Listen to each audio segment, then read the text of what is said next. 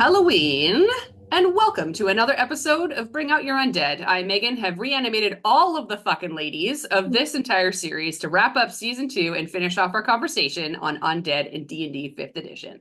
That means we've covered every undead creature and their stat blocks in 32 episodes and 3 specials. But before we give our last right to bring out your undead, let's dive into this episode called Undead Dragons and Their Death Ones. In this episode, we'll be covering a lot of different undead dragons and reanimated dragon parts, including some of the famous undead dragons from the Forgotten Realms. We all know that these are going to be my favorite undead creatures by the end of this episode. So before we get that far, I want to ask everyone, what's been your favorite undead creature up until this point? All right, let's roll dice. Roll for it.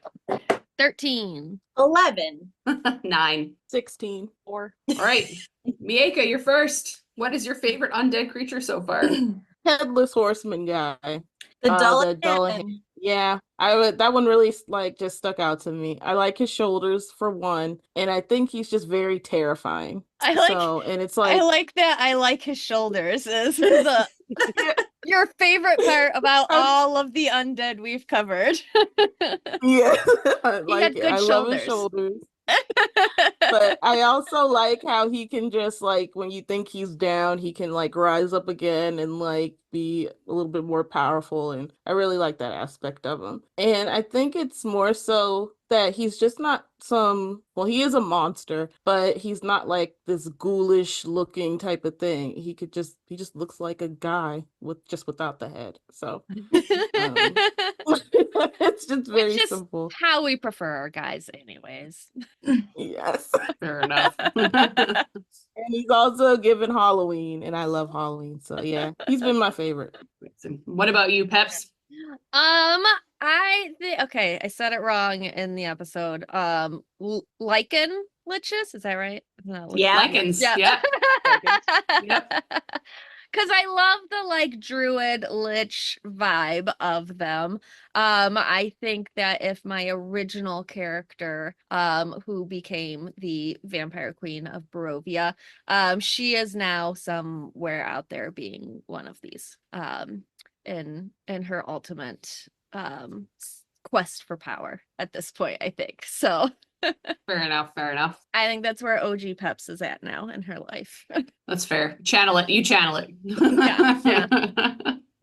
I believe Casey, you were next, I think. Yep. I think so. Yes. Yeah. Well, I thoroughly enjoyed a lot. It's hard to really pick, but I got to go back to my giants roots because we did receive a cloud giant undead in this series, which was pretty cool. So yeah. I mean, in that way. Yeah, getting the new Giants book and getting a bunch of added undead for Casey and I was a pleasant surprise at the end of the day. So, but I love it.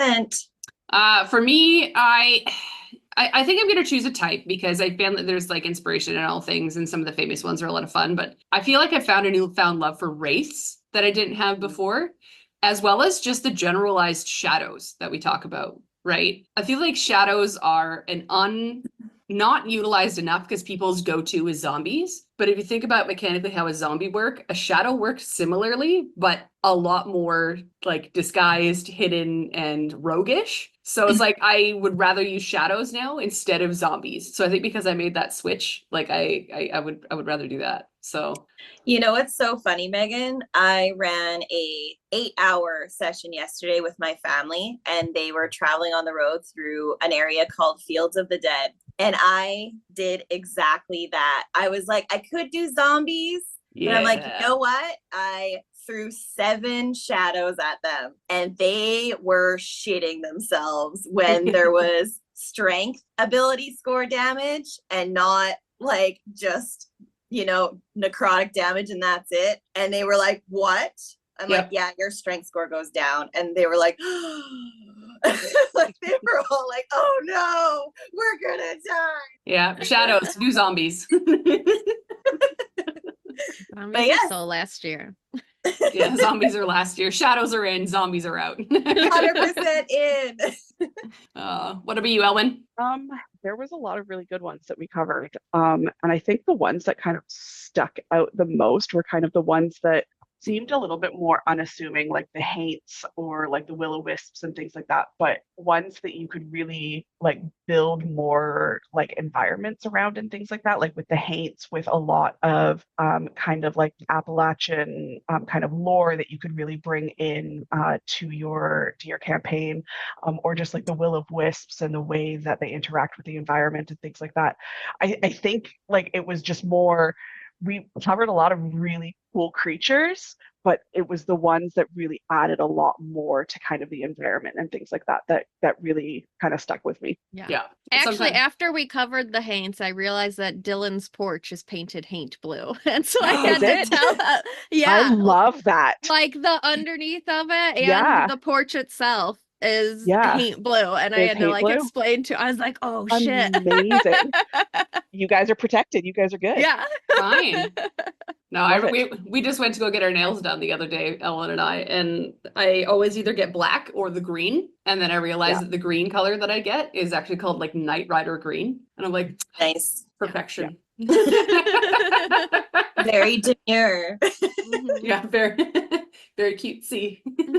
Should I'm we glad- have This trend will be over by the time this episode airs. 100%? 100%. And everyone's gonna be like, what do you mean it's demure? What do What do you- you mean it's Can we have Adam put a counter at the end of the episode of how many times we say We it? say Demure. demure. Well, I keep saying it, and it's pissing Roman and Katie off. And then at one point, Roman's just like, watching the rise and fall of Haktua is someone's going to be the same thing with this one. My coworker texted me at like 8:30 this morning a screenshot of their Netflix, and one of the categories is very demure, very mindful. Fuck yes. Netflix. That's how I woke Mm. up this morning. I love that for you. All right, team. Well, let's dive right in. We've got a lot of things to cover today because we are going to be talking about Dracoliches and some of the famous ones that we have going around. Before we do so, I'm going to give a quick Cole's Notes review just for folks who are listening in. We have covered the base in episode 94 on our regular podcast, as well as we actually talked about them on an Undead Patreon episode about 2 years ago. And when I realized that, we've been doing the Undead recording podcast for over 2 years. That's crazy. Yeah. That's right. Because I were like, that episode was about me putting my input on Dracoliches, and it's crazy that was 2 years ago. Correct. Yeah. Yeah. So a lot to celebrate, and like it's been wonderful, but I'm not going to get sappy right now because it's not the end of it yet. But anyways, here's the brass tacks on Dracoliches. So basically the most narcissistic dragons, great start. Basically aside, I don't want to die. So they succumb to their desire for everlasting life, but using Draconic magic to become immortal in basically undeath. Sometimes, and we learned that today, a dragon can just be cursed with this fate as well. So it might not even be a choice. Sometimes it is just thrust upon them. To become one, it does take coordination with cultists, mages, wizards, whoever wants to do a nice, wonderful ritual, basically who craft a brew of death potion that outright kills the dragon, and then they bound their soul to a phylactery, kind of like your common lich, like your OG lich, but in dragon form. So yes, this takes trust from your acolytes, and you would have to think that they're actually trustworthy in the fact that like they are going to fulfill their oath and can actually finish off the ritual for you if you were a dragon. Mm-hmm. The thing to note here is that only adults and above dragons can do this. Anything younger will just outright fucking die. So that's something to know. That's why a lot of the times when we see Dracoliches, they're adults, ancients, so on and so forth. That's why we don't see youngling ones. Although I feel like that would be a cool like story pip in the fact that like a young one was able to do it, but it's kind of like the whole vampire thing where the young ones can't control themselves. Like, you know what I mean? Like it just, I feel like there's a Twilight storyline in there somewhere, you know? Mortal children. Ellen and I just finished watching Twilight again, so. We introduced our friend to it who had never seen it, and yeah. Yeah, I'm gonna Yeah, call it him was out by amazing. name. It was Mitchell. Mitchell has not seen Twilight. I've been friends with that man for over a decade, and he has not seen Twilight. And I'm like, okay, we're fixing. We had to rectify that. Anyways, back to Dracoliches. basically when they turn, they do maintain their stats as a dragon, except some changes based on a few of the specific stat blocks. So like if you were a blue dragon, red dragon, XYZ, it'll just kind of shift a couple of your stat blocks based on that. They will lose all of their lair actions. So obviously adults and ancient dragons sometimes have lair actions. They lose them and they inherit new ones. So then they become, so basically then they, of course they do become undead creatures. So they do not need sleep, food, or air. They're immune to poison as well as the conditions of being charmed, frightened, paralyzed, and poisoned. And of course cannot be exhausted. And finally have magic resistance. So advantage against spell saves for magic attacks and anything else magical. So they basically just become an undead version of themselves. So the book itself is filled with all kinds of stat blocks that you can read in terms of, again, because it all depends on what type of dragon you are. When you turn into a Dracolich, kind of determines what your spell lists are and so on and so forth. So, but those are the main brass tacks differences when you turn into a Dracolich, basically. So it takes a lot of trust. And as a dragon, I don't know if I would trust anyone, but if you can't trust your acolytes, who can you trust? You know what I mean? So, but yes, without further ado, we're gonna dive right in. So I believe we are starting off with Miaca, who's going to give us a little bit of a lore dump here. Yeah, speaking of Dracoliches, I'm going to talk about the story of Char and Seer of Vitriol, or most commonly known as Ebondeath. So Ebondeath doesn't make a direct appearance in 5th edition, but is one of the most famous Dracoliches in all of D&D. So Ebondeath, a dragon, of course, was the first to settle in the Mere of Dead Men on the Sword Coast North, ruling from Uth Tower. He became a Dracolich under the influence of Strongor Bonebag, a priest of Miirym, and a member of the Cult of Dragon. The Ebondeath sect of the cult began worshiping him at the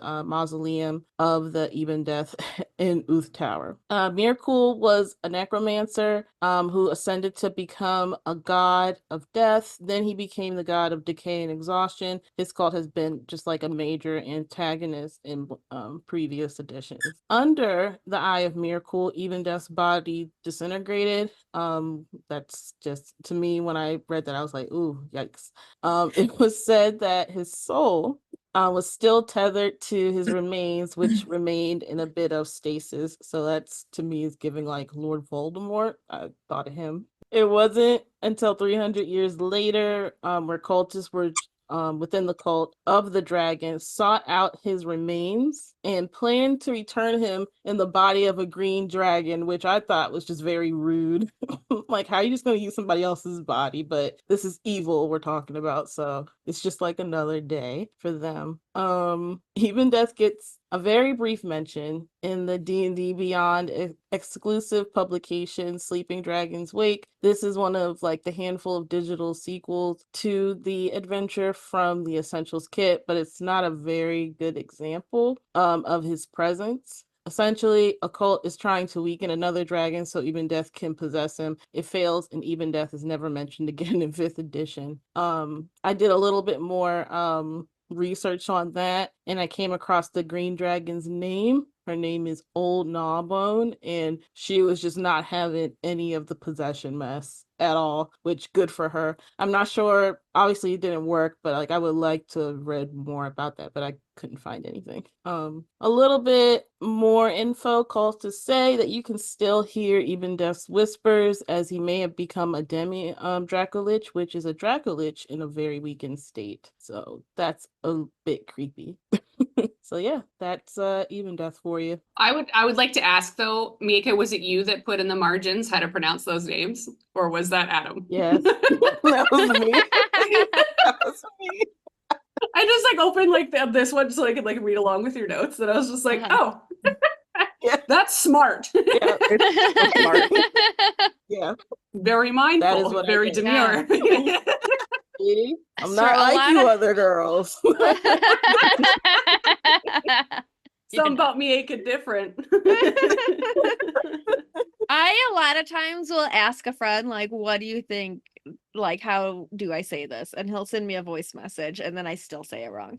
There's Adam, one. Yeah. Like, I really Adam appreciate the sends help, but this is messages. gonna sound way more Midwest than you just said it. sent me the voice messages of how to pronounce that, so I just threw it in there. Threw it in. So yeah. Smart. I do remember there was an episode where Adam recorded how to say something like 4 times, and then none of us said it that way. All of us said it. But it was almost like we did it. We all said it in a different way just to piss him off. And This is what we do to our editors. Yeah. Miaca tends to do like more lore, which I am grateful for because the lore usually has the most complicated naming of cities, of people, of creatures, of monsters. So she has it the hardest. Yeah. I enjoy the stories. Oh my goodness. I know. Well, that was lovely. Thank you for that little lore dump. We're going to move right into Lore talking about dump. the Draconic Shard, I believe. Yes. Okay, so the Draconic Shard is what can happen when a gym dragon dies, but its soul and mind refuses to let go. Their psionic powers help them to form a connection and become a psychic remnant. Fizban's art shows us a version of an amethyst dragon behind a sword. The true form is a spectral image of the former dragon. However, you will rarely see it in that form. Often they take the form of an object, typically a weapon, that the dragon put a great deal of psionic energy into. As we know from our dragon episodes, the more time a dragon spends with an object, the more powerful it can become. So this would be an item from its hoard that is had for a very long time. The shard will continue with whatever drove the dragon in life, perhaps even using the party to help with these goals. Killing one of these is not going to be easy. Destroying the shard's spectral form will force it into a cracked gemstone that will slowly regain strength. You must also destroy the gemstone to finally put this dragon to rest. So, looking at its stats, it's a huge undead with a CR of 17. I love that this is a sword with a CR of 17. Like, that's amazing. Yeah. Their AC is 17 with deflection, which means that they get to add their intelligence modifier to their AC. Their HP is around 168, and they have no walking speed, but get an 80-foot fly/hover speed. Their stats are all relatively high, except for strength, which is a -5. They have very high bonuses to all of their saving throws and skills that they get. The highest being perception, which is a +16. So you're not gonna get anything by these guys. Like, just the smallest perception roll they can get is a 17. So you're not sneaking past these. They have a long list of resistances and immunities, so just know they're going to be very hard to hit. They do get blind sight of 60 feet and dark vision of 120 feet. They can speak Common, Draconic, and have telepathy of 120 feet. Most of their abilities are things we have seen before. Incorporeal movement, they get 3 legendary resistances a day and have unusual nature. They also have a rejuvenation that is pretty interesting. When the shard drops to 0 hit points, it disappears into a tiny cracked gemstone that appears to match the dragon. So whatever gemstone dragon you're using, that's what it appears as. It has an AC of 20, 15 hit points, but is immune to all damage except for force. If this stone is not destroyed in 1d20 days, then the shard reforms with all of its hit points and reappears in the space it once occupied, or the nearest free space by that. For actions, it gets 2 telekinetic rend attacks that are pretty basic attacks that do force damage. I will note that, like I said, in the book, it's an amethyst dragon, and amethyst dragons do force damage. I think if I was DMing this one, and had it as a different type of gym dragon, I would change their damage and even that rejuvenation weakness for the type of damage of that dragon for flavor. That just makes sense to me. Would you change it to be like they're weak and strong? Because the way this one is arranged, they're weak against force, but it's the only type of damage they do. Would you think that you would want to marry that too? I think so. Yeah. Yeah, like only the damage of that dragon can actually kill that gemstone. Yeah. So you have to figure out like what that is. as players. Which might make some of the other dragons a little bit easier to kill that shard or that stone because force is the rarest, but It's true. yeah, but for flavor wise, I like giving it the same one. Mhm.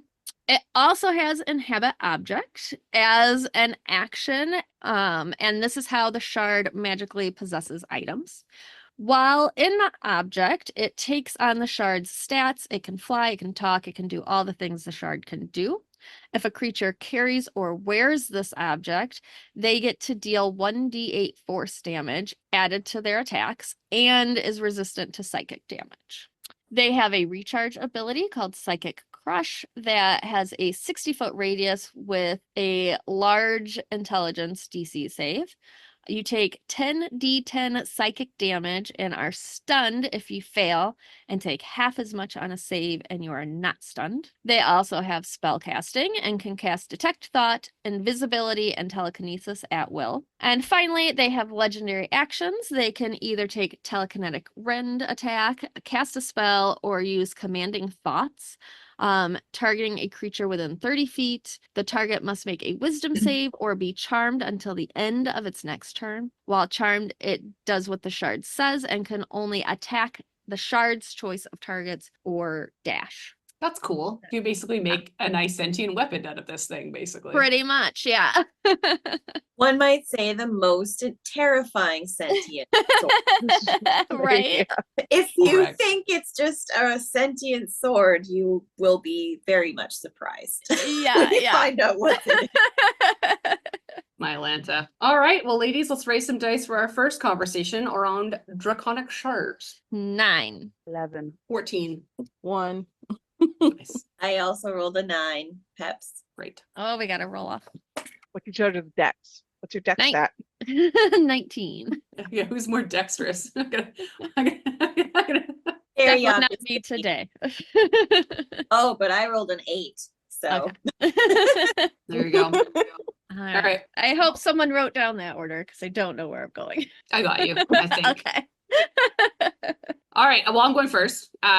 So in terms of discussion for this round, for listeners listening, normally we do tend to go through a couple of different options, but this time we're all just going to have our own little take. So we might talk about role playing, exploration, or combat, and we'll just go in the round table that way. So for myself, I like the idea of a role-playing like one-shot adventure, obviously, or not even maybe a one-shot adventure, but someone is carrying around a sword that has the shard on it and they just think that it's a magical weapon. They don't realize that it is actually connected to a said like this actual shard thing until one day maybe it gets hit like in a weird way or the sword itself gets destroyed, but then the shard reappears right beside them and is like, oh, well, I'm actually a thing. I'm actually a being, right? Surprise, dragon.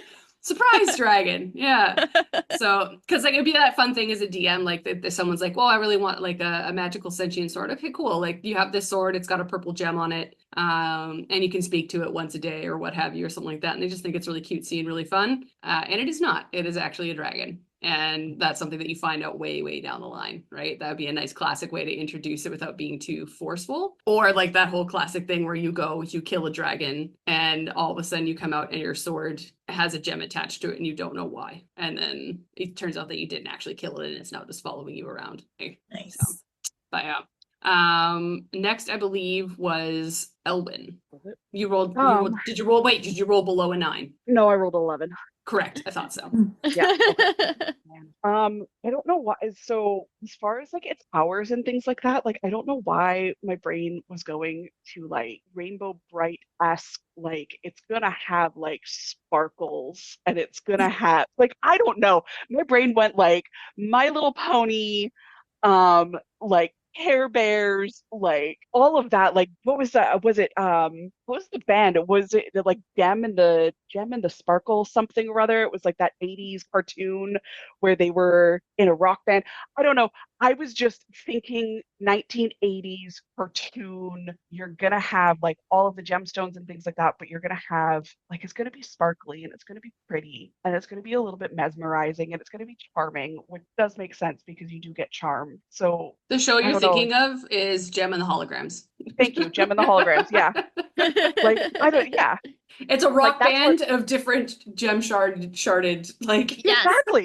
Like Yeah. that's exactly what I was thinking. I'm like, this is Gem and the holograms. Get one of each So- of the gem dragons as a shard. Right? And they're all Yeah. a different musical instrument that Yeah. create a band. You're just a band of bards and walking around with these instruments. Yeah. You don't know why all of a sudden you can play the guitar like super good. Really well. Really well.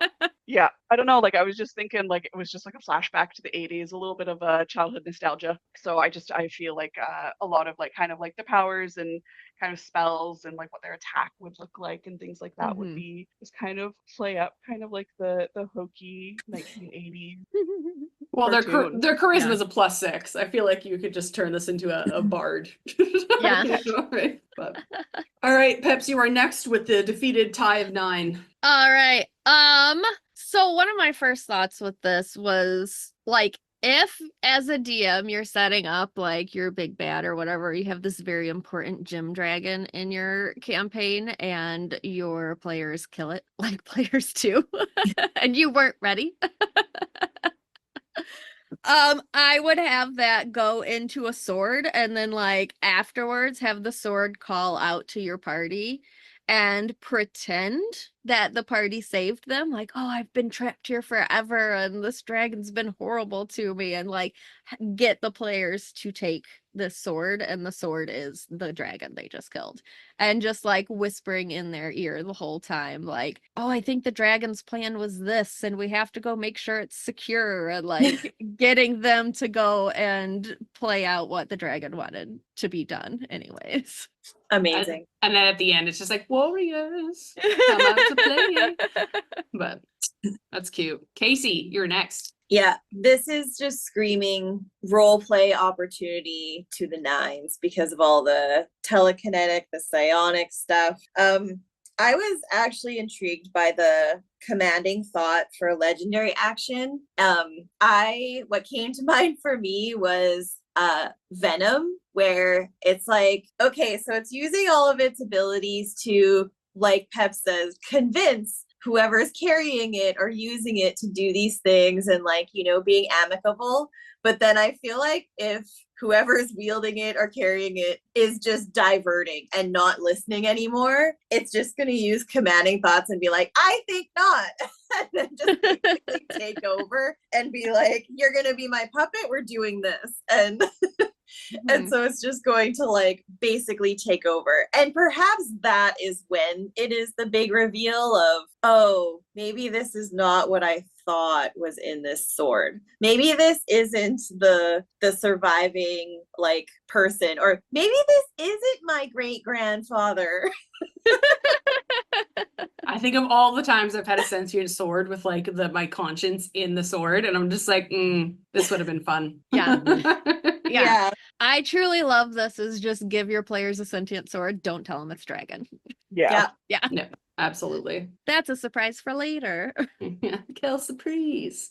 All right, Miaca, you're up. It would be a lot of fun to bring this in as like an NPC or a DMPC. Much later on in the campaign though. I wouldn't introduce this to like a group of like new players just yet, even though there's like a lot of opportunity here. But I would bring it in a little bit later in the campaign as like just someone who's helping out the party. Yeah. I think. Yeah, don't give your level 1 through 5 players a CR17 sword. Yeah. Right. It sounds like so much fun Do though. not do that. Chaos. Who may or may not be evil. We don't know. Yeah. It would be really cool cinematically though, like someone recognizes the sword or the gem, and instead of fighting you, they're fighting the sword. Uh-huh. And you're like, what are you doing? Yeah. Like, it's just a sword. Like, get out of here. It's like, no, you're carrying around a dragon. Oh, amazing. All right. Any final thoughts on the Dragon Shard? I'm totally supposed to wait 17 seconds of silence in a Zoom meeting, Yeah. but I'm going to do 5. They're good. We like them. Next. All right. On to Ghost Dragons. Yeah, so next up is also from Fizban's Treasury, so it's the Ghost Dragon. So a ghost dragon is just a spectral version of its former self, usually that of like a powerful adult dragon, making them a huge undead with a CR of 17. It is shrouded in kind of spooky, shadowy mist, and its breath is kind of that of either like ghostly flames or acid, or lightning. Ghost dragons become undead due to their obsession with their hordes. So after a dragon has been slayed, they're so attached and just so obsessed with their horde that they usually end up binding themselves to one specific object or to the horde itself. And because of this, ghost dragons are most commonly kind of found protecting their hordes long after their death. There's not a lot of lore that was in Fizban's treasuries, but the Forgotten Realms wiki has some good tidbits to kind of help round out an encounter. Some of it kind of because they have the ability to kind of be any alignment, you could kind of play it that you're either working with the dragon or you're working against the dragon. You can kind of leave it up to your party as to how they really interact with it. But really kind of it all boils down to very much like other ghosts and things like that. If the dragon's horde kind of gets looted or taken in some way, or like that one specific item that it's bound to gets removed, the dragon has unfinished business and it won't really kind of pass on to the other realm or the other side, the afterlife, until its horde is replaced. And it doesn't necessarily have to be its exact horde. It can be just a horde of equal or greater value, or that one specific object is replaced, and then it would go peacefully. If you don't want it to go peacefully, however, and you want to interact with it, very much can. So it is a huge undead. It does have a CR of 17. Ghost dragons do retain a lot of its stats or its traits in afterlife. When compared to kind of various other adult dragons, there's some minor stat increases, like a plus 13 to their con save throw, plus 14 to perception, plus 12 to stealth. It retains its blind sight of 60 feet and dark vision of 120, but it's got a bit more of a buffier 24 to its passive perception. It still maintains kind of the same damage resistances of bludgeoning, piercing, slashing, damage immunities to acid, cold, necrotic poison, and then part of the condition immunities that most dragons have, charmed, exhaustion, frightened, grappled, all of those. It also has incorporeal movement and unusual nature, kind of on theme with the rest of our undead. And then it does have 3 legendary resistances, 3 per day. And then as far as attacking, it still has its multi-attack for a melee of plus 11 for either bite or claw, but it now has the addition of terrifying breath. So terrifying breath is a 90-foot cone of shadowy mist that recharges on a 6. Each creature in the 90-foot cone must make a DC 21 Constitution save. On a fail, they take 9d8 cold damage and are frightened of the ghost dragon for 1 minute. On a success, you take half damage and are not frightened. And more importantly, either on a success, on a subsequent successful reroll on your next turn after a fail, or when the effect ends, you're immune to the ghost dragon's terrifying breath for the next 24 hours. So there was kind of a little bit of on D&D Beyond some clarifying kind of questions, and I kind of was unanimous that included the cold damage. So you're immune to the cold damage and the frightening for 24 hours. Yeah, I was going to say, terrifying breath. It seems it is a very strange one because normally it's just the fear effect that folks say that you're immune to. Yeah. The fact that you're immune to both afterwards seems strange. But in my mind, strange. But in my mind, the way I imagine it is because it's a ghost. It's like throwing incorporeal mist at you and you breathe it in, and that's the cold damage. But if you know it's coming, then that's where the immunity comes from. Yeah. hold your breath, right? That's kind of how I picture it. I don't imagine it like it's a cone of cold where it's actually like ice coming at you, right? Yeah. So kind of as written, it does say that you're immune to the terrifying breath.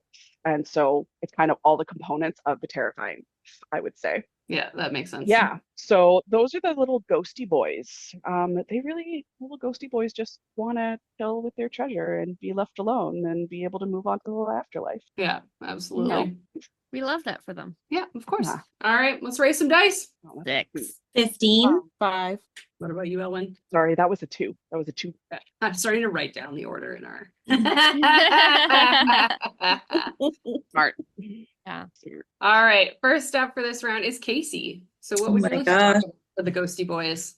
Well, Ghost Dragon is a ghost I didn't know I needed, but now that I know it exists, I'm like, this is amazing. um I'm going to go into what might happen when it like is destroyed and does pass over. You can take this as you are helping it pass over, and maybe it might be a bit different, but I'm going to take it as you're in battle with it and you need it to just disappear and get rid of it. So if you do end up in a combat with it and you destroy it, I want to use that terrifying breath aspect and maybe make it as a final attack against whoever has destroyed it, in that if it is destroyed, it sucks itself in to a tiny spot, and then it basically implodes and goes psh, and it's basically the same as the terrifying breath, where maybe it's a 90-foot radius around it, and it's that there's not the frightened aspect, but it's just a radius of cold. And so you do still have to do a dex save, and you do have to fail it to take all 9d8 damage or half. But it's that final burst of energy as it finally is destroyed by not its own choice to leave the undead world. So I kind of like using that terrifying breath for that aspect to make its destruction a little more epic. Yeah, visually very pleasing. Yeah. Yeah. Nice. Peps. Yes. Okay, so in the book, to me, it looks like it's a metallic dragon, the version that they show in there. Obviously, it could be any dragon. And the wings, how they go down the tail, reminded me of a brass dragon, which gave me this idea. Because brass dragons collect sentient items that they consider their friends. That's the whole point of their hoard, is collecting things that they can talk to, because they get bored and lonely, and that's what they want. So if they die, they still they consider their hoard their friends that needs protected. So it would continue to protect their friends as a ghost dragon, until perhaps it can find somebody that can protect their friends for it, and that would be its unfinished business. So it would be your players having to prove themselves to this ghost dragon that they are honorable enough to protect all of this dragon's friends so that it can pass over. Ooh. And one of them is a gem shard dragon sword. One of them is a gem shard dragon sword. Yes. I could definitely see a brass dragon collecting a Draconic Shard. Yeah. Yeah, you're mine now. We're gonna be the best friends. It's just attached to the front of their purse. Luckily, I have purse. Purse. Oh my goodness. I love it. For me, in terms of the exploration piece to find out if one of these is in the area is one of those things I like to think of, because again, a lot of the layer attacks, the layer effects disappear, and they are supposed to gain their own layer effects in terms of what they do. With this one, I would find that it would only exist on a desecrated ground, and around it you would have wraiths, you would have shadows, you would have all other kinds of incorporeal creatures that are just kind of drawn to this space, and almost protect it, right? Because it I feel like it would have occultists and all those kinds of things, but it doesn't care. It doesn't want cultists. It's I just want to live alone, and I want to have my stuff, and I want everybody to just stop talking to me, which is why the only things it keeps around and allows to exist there are the things that don't necessarily talk to it. So that would be wraiths, undead, like other undead creatures would be around there, right? So if you're going to try and go and either take from the horde of one of these or even try to return its treasure, it's going to be an adventure to get there because you're going to deal with all kinds of undead to get in there. Like, and I feel like this would be a very good little like one-shot or campaign where psychic damage becomes a problem or sanity scores become an issue because like you're going to be encountering a lot of weird, creepy, gross things in this one. So it would be a great Halloween one-shot to be going after a ghost dragon. Yeah. Oh yeah. Nice. Yeah. What about you, Miaca? What do you think? The incorporeal movement, I I really like that because that is just crazy to me that it can end its turn inside of an object. I would take it a step further and like I guess end their turn inside of like one of the players. Maybe that player will like just turn very ghostly, very translucent, very like it's like they take on maybe what they would look like at like an old age almost during that turn. They just look like death basically. I would really play on those like describing that and whatnot and really bringing up that horror factor. It's like, oh, okay, we gotta really like deal with this thing. What about you, Elwyn? I was kind of thinking more on kind of the adventure as well. It's kind of, you've got like a side quest where, you know, your party's tasked with retrieving something from a dragon horde that, you know, it's a specific valuable item that a dragon had stolen or just, you know, swiped. You know, so you're tasked with having to go get this. And so you're going through like a classic dungeon crawl into a dragon's lair, you know, kind of encountering everything kind of leading up to, and then you get to the final, you know, where the dragon's horde is, and all you see is just like the corpse of a dead dragon. And it's just kind of like womp womp, like, okay, like everybody was, you know, the buildup was there, and then all of a sudden it's a little bit lackluster. It's like, okay, well, the dragon's already dead. I guess we just like grab this and GTFO, like, so that, you know, the party kind of like thinks that they're all good. And then all of a sudden it's like, you know, as soon as they grab that one specific item, that's the item that the ghost dragon had tethered itself to. And much like kind of in Aladdin, when they grab the ruby out of the Cave of Wonders, all of a sudden they grab it and it's like, you shall not take this. And it's like, boom, ghost dragon. So it's just kind of like, oh shit. And that's when things kind of start popping off. And it's, you know, again, like you can kind of play it out, the party can play it out in two different ways. They can engage in combat right away and be like, oh shit. Or they could be like, what is going on here? And just try and kind of reason with it. Yeah, so I was kind of thinking that, or kind of like alternatively, it could have, like your party could have encountered the dragon prior to kind of getting to the lair, and it was a dragon that they had killed kind of along the way. And then the kind of the last part was they were like, okay, let's, you know, easily go into this dragon lair and go grab the thing that we need to grab. And then all of a sudden it's like, sight, ghost dragon. I really like the Cave of Wonders of like, don't touch anything. Like you're just Yeah. traveling through, like you're not supposed to like engage Yeah. or anything like that. And of Don't course touch it. the rogue is gonna do something fucking stupid. Percent. Like, yeah. Either the rogue Always and the rogue. bard. Yeah. Always the rogue. The bard's gonna be like, Yeah. what a nice little harp that is. Yeah. Get out Yeah. of here. Yeah. All right. Any final thoughts on the ghost dragon? I love them. They're very Love cute. I love them so much. They're I so think- cute. I think it's because they breathe our energy. I just want to be left alone with my stuff Yeah. and nobody touch me. It's real hag 100%. energy, you know? Like, Yeah. Yeah. And you can spin it as like you're going to help them pass over, like in some way, and it can be more of a peaceful interaction and like terrifying as all shit, but like more of a peaceful, you're going to enable them, or it can be just an epic, unexpected battle that you're having with a dragon ghost that you never even knew existed as a thing. Sure. I do like that they can be any alignment. It is very rare that we get Mhm. a undead creature that can be good. So Sure. I like that you can spin it that way also. Yeah, I kind of like that realistically you're just reskinning any dragon, Yeah. you know, so it could be a brass dragon, it could be a green dragon, you know, so I would say that kind of their alignment is what their alignment was, Mhm. you know, when they were alive. So it's just really kind of buffing up, you know, the previous dragon with the terrifying breath, and just kind of reskinning it a little bit. Yeah. And like the type of horde that it has is going to tell you what kind of dragon it might be. Yeah. Right. Yeah. So, but that's pretty cool. All right, fam, moving right along. I'm going to talk about Miirym.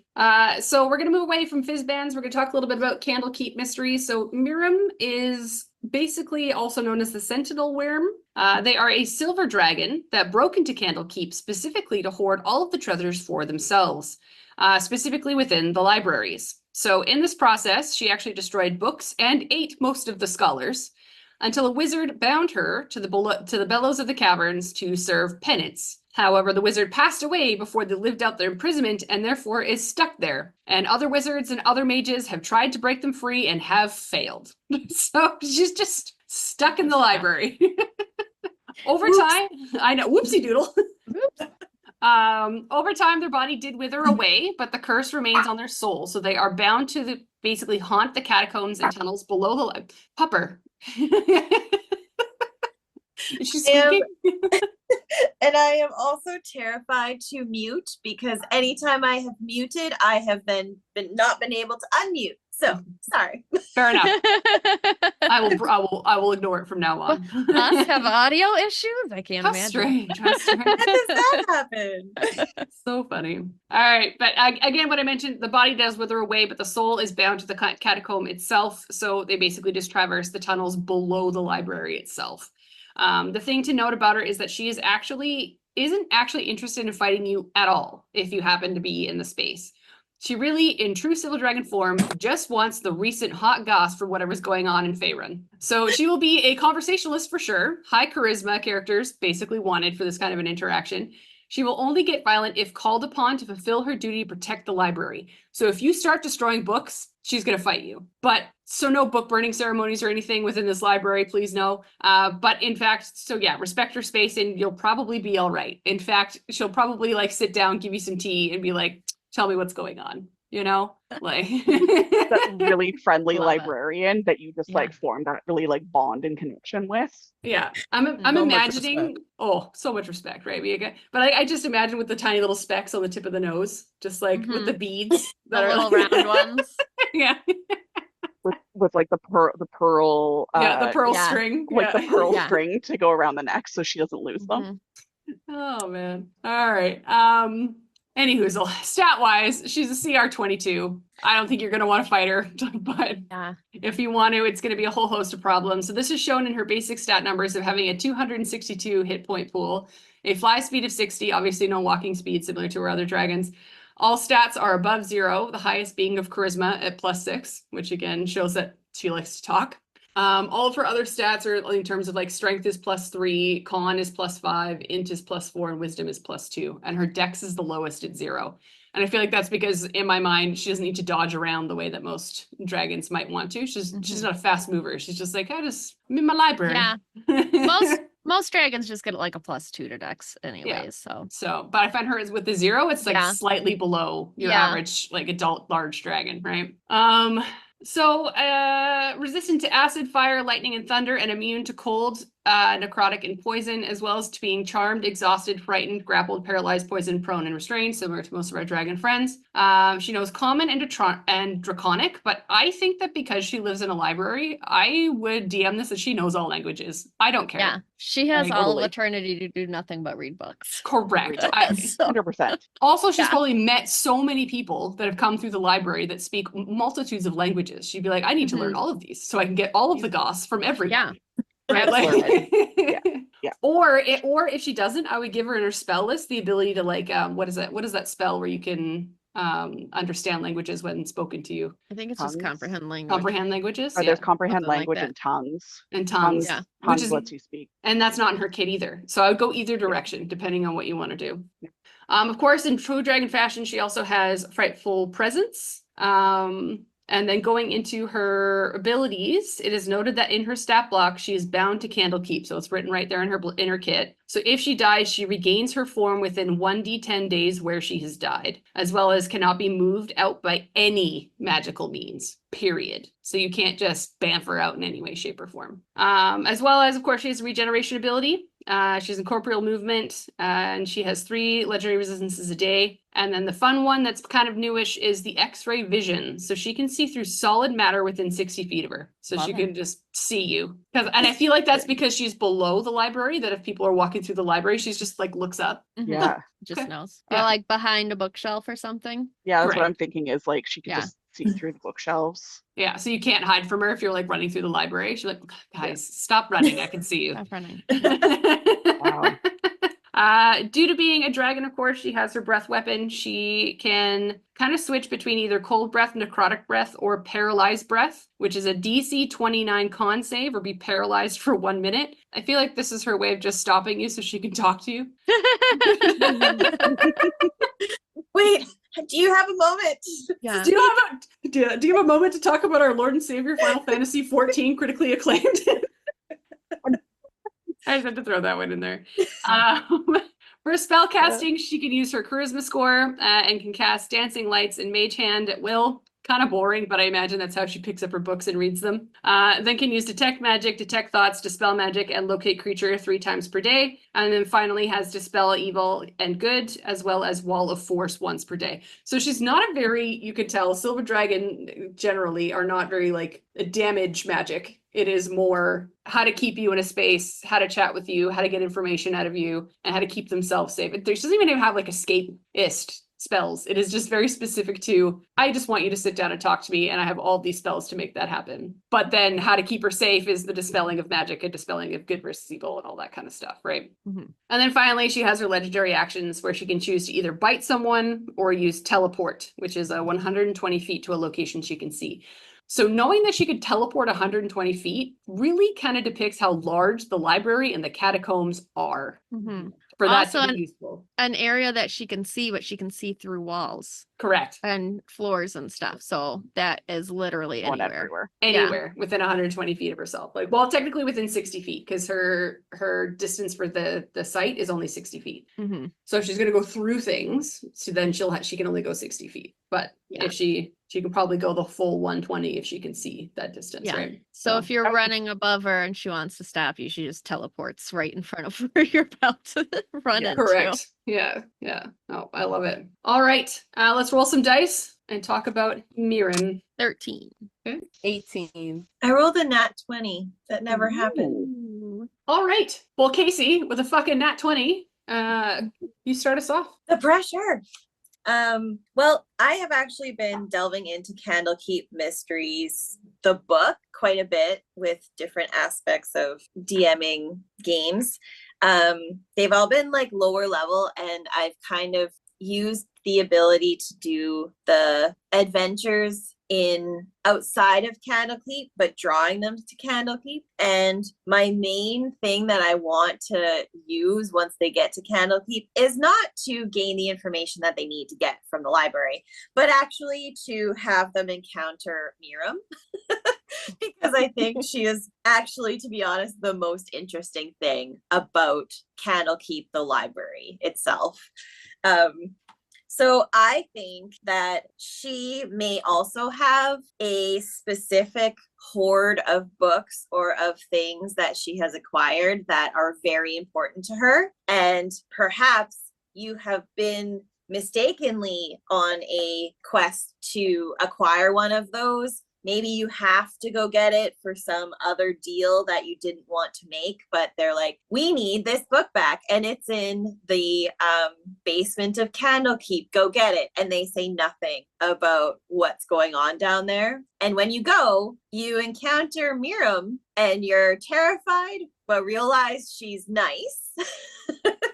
But you have to kind of turn on her and betray her because you need to take this specific book. So you either need some really high negotiation with your bard, or you need your really sneaky rogue, like the genie and or Aladdin and the ruby scenario, where you can get it and then get out before she catches you.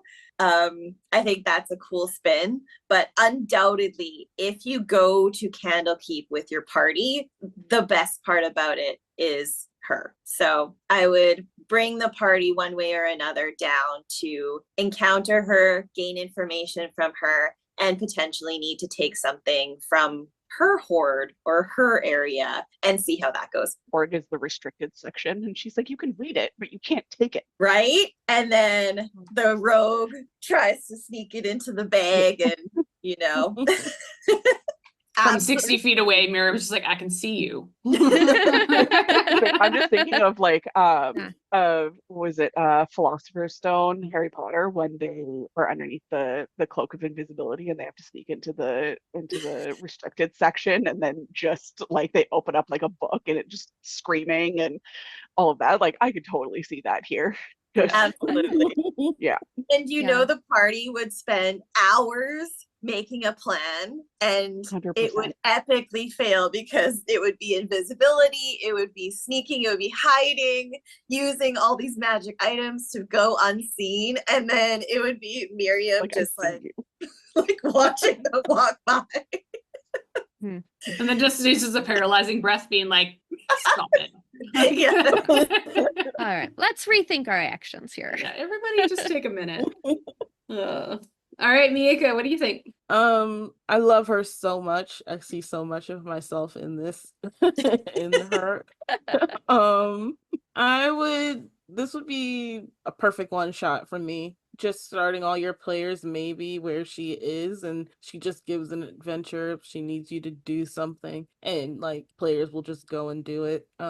Yeah, I just see her as it's just a perfect one shot. Or maybe they're making their way to where she is and having to deal with her, but instead of fighting her, maybe the party will decide to just flip on whoever sent them there or whatever, and like fight along with her or help her out. So something like that. I love her so much. Big Miaca energy, like 100%. Like, yeah. like I feel like how like the ghost dragon is like Ehlwyn reincarnate in terms of like just leave me alone, and then like this one is very much Miaca in terms of like just leave me alone with my books, you know, like, just scooch. But also like let me know what's going on. It's the goss, yeah. Yeah. Unless you have some tea, I'm gonna need you to step off. Yeah, 100%. Mhm. Okay, here's the thing. For role playing side of like that's the kind of what I want to lean into for my comments here is I would love the fact that she probably knows all of your ancestors and will start pulling from your backstories and be like, oh my goodness, it's been ages since I've heard anything about name drop mother, name drop grandmother, name drop some like long lost sibling you didn't know you had, right? Like all these kinds of things being just like, oh, the last time XYZ was here, I got all the gossip about this person, this person. So it's a good way to introduce her to your party early in terms of like, even though she's such a high CR, the expectation is you're not going to fight her, right? Like, and if your team decides to fight her, that's a good lesson to learn. I would use her to pull out backstories from people, and histories and stuff like that. Like give them books on their family trees. If you have someone who in your party who doesn't know who their family was and kind of gave it up to the DM's discretion of who they are, build that family tree, put it in a book, hand it to them and be like, oh, this is your family tree. Like you fall in right here, right? Like she just has that information because she's read all of these books about kingdoms and like kings and queens and monarchs and all that kind of stuff where she's just like, I know exactly where you fit into the weave. Here you go. Like, this is you. So I think that would be cool. But what about you, Ehlwyn? Feel like, like you're obviously not fighting. She's adorable. I love her. I want to protect her at all costs. Like you befriend her and like she's kind of become, once you kind of realize can use her to your advantage, like she kind of becomes that one kind of and that your party always circles to.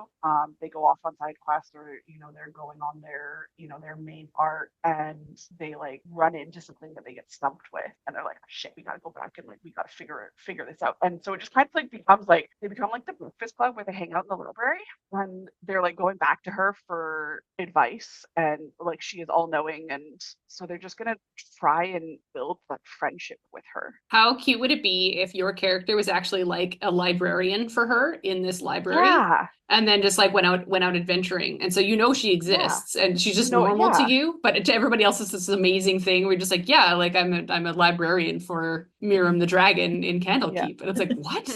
What the fuck are you doing here? I was like, oh, she just wanted the hot goss. She hasn't seen anybody in a while, so I'm out collecting tea. Like How cute. I love it. Like, Mhm. yeah, she just becomes that sage that you go to. Or if you could use her either as a party member or as a DM of if your party is at a loss of, where they're supposed to go or what they're supposed to do next. Yeah. She's kind of a quest giver as well. I don't know. Mhm. I love her. She's adorable. Yeah. What about you, Peps? First of all, I would like her hoard to be the restricted section, but it just be all of her smutty fantasy books. 100%. Yes. Yeah. She has a Kindle. Burn before after reading or whatever. Yeah. That's what's in the restricted area. But I like to, like we said, you're probably not going to fight her. But what would drive her to fight you? Like I think just any slight disrespect of the books. Like if somebody dog ears a book, or like like Cracks the tries to spine pull on the, it. yeah, Cracks yeah, the spine like on it. Oh, yes. So it's gonna be the tiniest like thing that you just like don't even think about. Like your party, somebody's like, "Oh yeah, I'm gonna save this page." Or like, "How are you gonna save it?" Like, I'm just gonna dog you. Well, Yeah. wrong Hey, answer. whenever they open the book, they have to do a strength check to make Uh-huh. I could just see like she's just chilling below the Mhm. library and somebody's up in the library and you just hear like a crease of paper and all of a sudden her head just like whips up. She Uh-huh. just like starts looking around and she's like, what? Ooh, ooh, Ooh, touch my yeah. book. But like She- she's not gonna kill you. She's No. going to petrify you and then Yeah. give you a very long lecture on About why how- we don't disrespect books. Important stuff. She's gonna have a PowerPoint presentation. It'll be on the Dewey Decimal System. Yeah. And yeah, your party is all gonna be petrified and just have to sit and listen to. She's gonna, thank you for coming to my TED Talk on the So respective. much time on her hands. Just so much time. Yeah, hilarious. Mhm. All right, well, before we wrap up, Miirym, do you guys think that if you were to free her, do you think she'd leave? At this point, I don't think she would. Yeah. No. Unless it was like to go to the local tavern to get more goss. Oh, that's true. That's probably Yeah. that's all she would do. She would she would shape change and then go up to the top just to Mhm. get the gossip for the day for herself, right? Like when the library's closed, she's gonna move over to the tavern. Yeah, I love that about her. Yeah. We Mhm. love her, protect her. All right. So, like I have mentioned many times in the Dragon episodes, my favorite part of the Fizban's books is Fizban's quotes, and the Dragonblood Ooze gets one. So, I'll start with that. What to say about the Dragonblood Ooze? I could comment on the bad blood between me and Tiamat. I might observe that its creator originally intended a blood sausage recipe. But perhaps I shall simply say, you ooze, you lose. That really gave me visions of Fizban and Tiamat having a Taylor Swift bad blood moment. Oh yeah, absolutely. Yeah. Which I love for them. I love it. So we have all, I'm sure, taken parts of a dragon in hopes to create some cool magic thing or gain the power in some way, right? Just me? Everybody? Always. Always. How many hearts, Megan, has your character eaten? Now I think she's done 2 now officially. She ate the heart of the green dragon the Dracolich that she just killed. So Love it. Love it. Yeah. One of my favorite ones is I took the bone out of a penis of a white dragon and I use it to put magical tattoos on my friends. Different, but I love that for you. Yeah. Oh I my had no clue where the sentence is going. There's so many questions. Yeah. But that's a different episode. So sometimes alchemists will attempt this with the blood of a dragon, and sometimes that results in an ooze arising. The ooze will try to form into a dragon, but it can't really hold its shape very long. It really just looks like a large moving puddle of partly coagulated blood that's trying to make shapes. It also tries to use a breath weapon, but it comes out as just part of its own body being spewed at you. Ew. Very gross. Very gross. So, it's time for its stats. It doesn't have a ton of lore on it. That was about it. It's a large ooze with a CR of 5. Its AC is 14, and its hit points are about an average of 68. It is relatively slow with a speed of 20, but it can also climb for 20 feet. Its stats are a little all over the place, with the highest being strength with a +4 and the lowest being intelligence with a -4. It has a decent amount of resistances and immunities. It has a blind sight for 120 feet, but is blind beyond that. So it can only see 120 feet away from it. It can understand Draconic and any language that its creators know, but it can't speak. It has amorphous. It can fit through spaces in a 1 inch that are within a 1 inch without squeezing. So it can like slide under a door or something like that.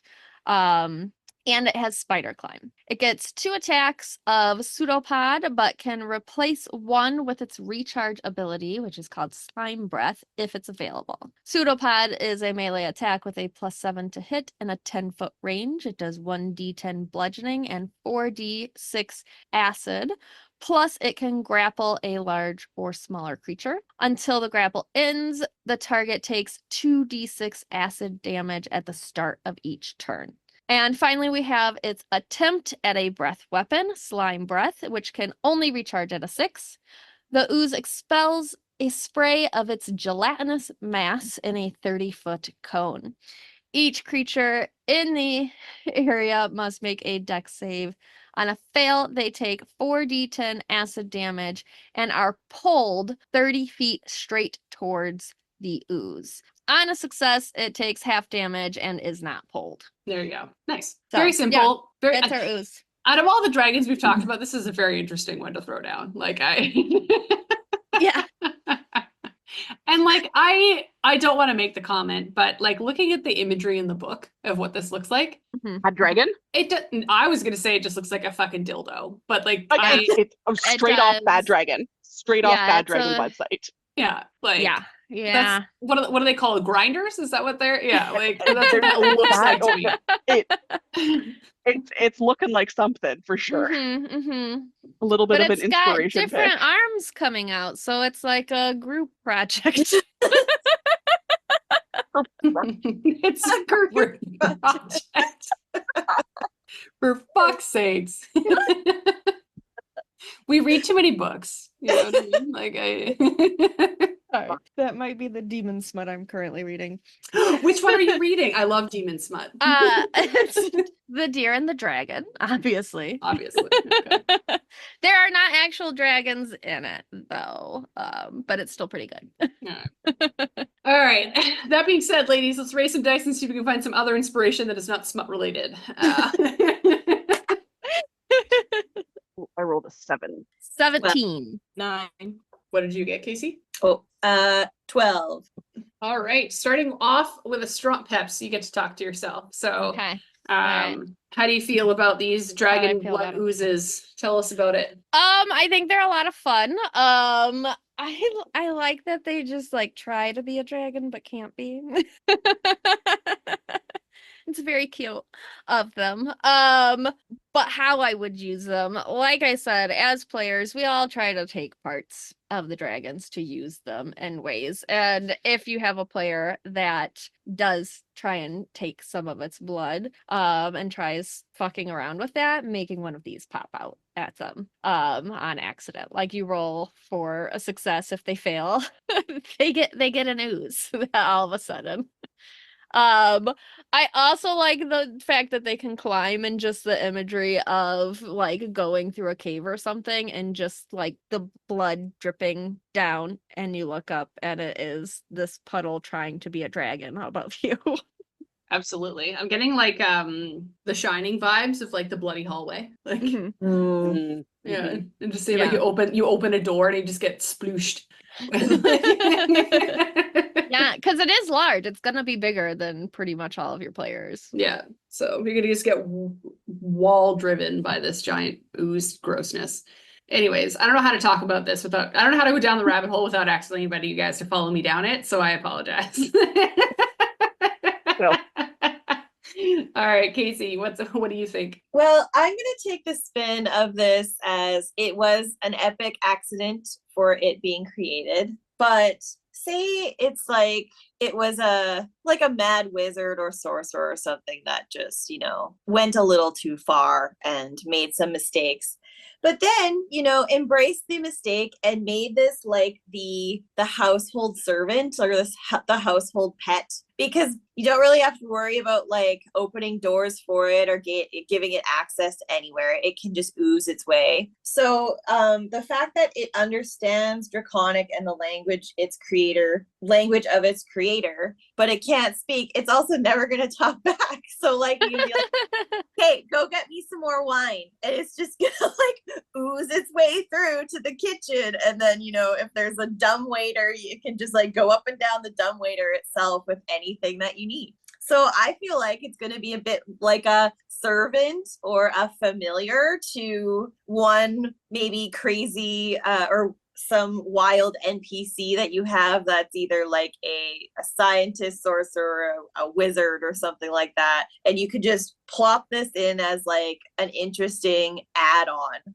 to an encounter that you have where you're going to talk to them. And because it really is not threatening. So I feel like it's more like a puppy. It's more like the dog or the thing that's like, I didn't mean to exist, but here I am. Yeah. And you can tell me things. I can't say anything back to you, but I know what you mean.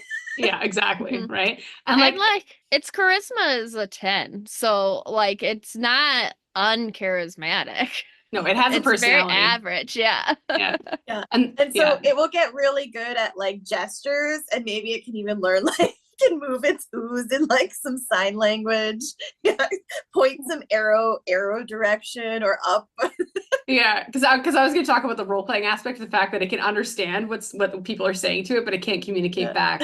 So I was like, okay, a good way to role play this would be it makes shapes in terms of like things, and like as a DM that would be so much fun. It's like, what direction do we need to go? And I'm imagining the fish in Finding Nemo or whatever it is, where it's just like points in a direction. It's like, go this way, or like if you ask it a question, it starts making like tree shapes, and you're just like, why trees? And it's like, oh, because we need to go outside, right? Like it's like that would be a fun way to like little mini game almost to try and get information out of this thing, because it's not in my mind, it's not inherently wants to fight you, right? Like what's the alignment? It's unaligned. So yeah, I feel like it's just like it just exists, it's there, and if you ask it questions, like it's like, yeah, I'll tell you where, like just but if you like hit it and hurt it, it's gonna be like, but why? Right. Like, and it's gonna as a DM, I would make you feel bad for hitting it. Like it'll like invert and like do a sad face, and then like start fighting. And you then back. then it does its breath weapon, it pulls you towards it, and then the grapple is just a big hug. It's like, stop. Yeah. The thing is just flubber. It's just flubber. I Flubber. forgot that movie was a thing until Yeah. I was Flubber. oh my god. Yeah. This is just flubber. This is like your sorcerer or your wizard or your tinkerer or your whomever is just screwing around in your basement in their little lab, and they accidentally make this thing, and now you just have flubber on your hands. Yeah. Oh. 100%. This thing is just bouncing around. It is just happy-go-lucky. It is golden retriever energy. It is just all the things. It's I love that. Miaca, what about you? What do you think? I'm sorry, I hate this thing so much. Is this a no respect moment? I was like, I was waiting for. I was like, yeah, here we go. No respect for this thing whatsoever. The sad face thing, Megan, I would just punch it in the face if I saw that happen. That pissed me off so much. So therefore, I'm going to talk about what happens when it dies. So when it dies, it just melts away and becomes the skeleton of the dragon it wanted to be. So it's just like a failure to me. And maybe there'll be some treasure in the skeletal remains of this thing. But other than that, that's it. Like, get out of my way. I don't care about your ooze pet. I am over it. So there you go. When it dies, it becomes a Rorschach painting.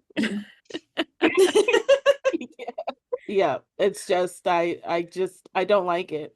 I don't like I now immortalize that quote from you, Miaca, in terms of I have no respect for it. In fact, I hate it so much, I want to talk about how it dies. You're welcome. Put that on my tombstone. You know what I mean? So good.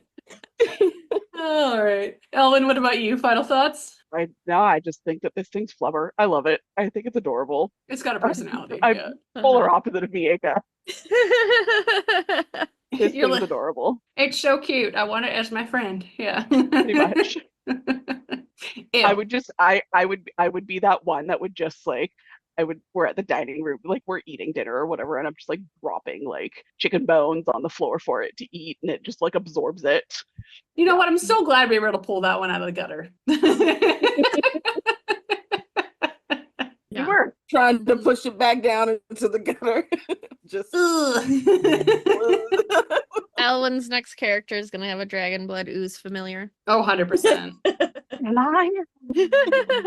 Oh, So funny. yes. All right, well, let's move on from this disgusting mess.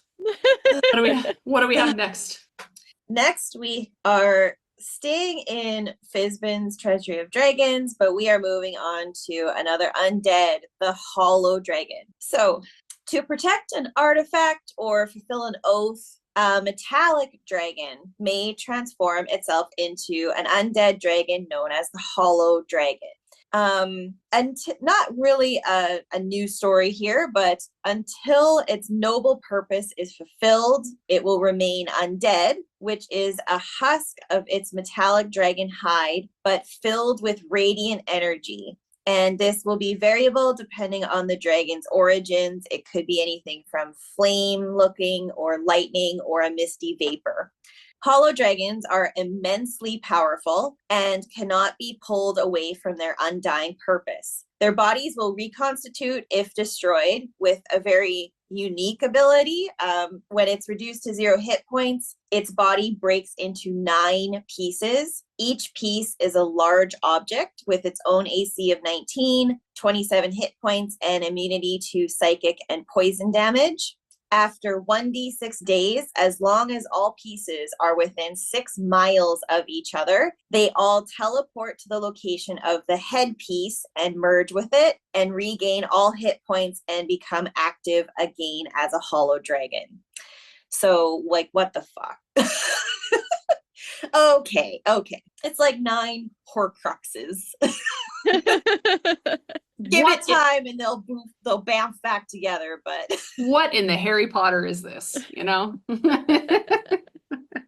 Reminds me of the skeleton Koopas in Mario, where you like they collapse and all of a sudden they just start shaking and they like reconnect. yeah, Unless you boot them off the edge. Yeah. Unless you like boot them off the edge or something like that. totally. Yeah. But once they fulfill their purpose, they will typically then embrace death. But others may attempt to find another noble purpose and remain undead in their hollow dragon form.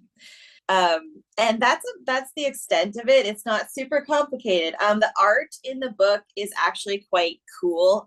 It's depicting the, I guess, energy being flames, but it's basically like a beautiful metallic dragon, and then just everywhere where you would see its insides is now flame. So it's like armor, and then like not something that would be like, oh, that's cute. It's like, oh my god, we're gonna all die. All I could think about was the it's flames on the side of my face. And if nobody else knows what that reference is, that's okay. Someone on the internet will.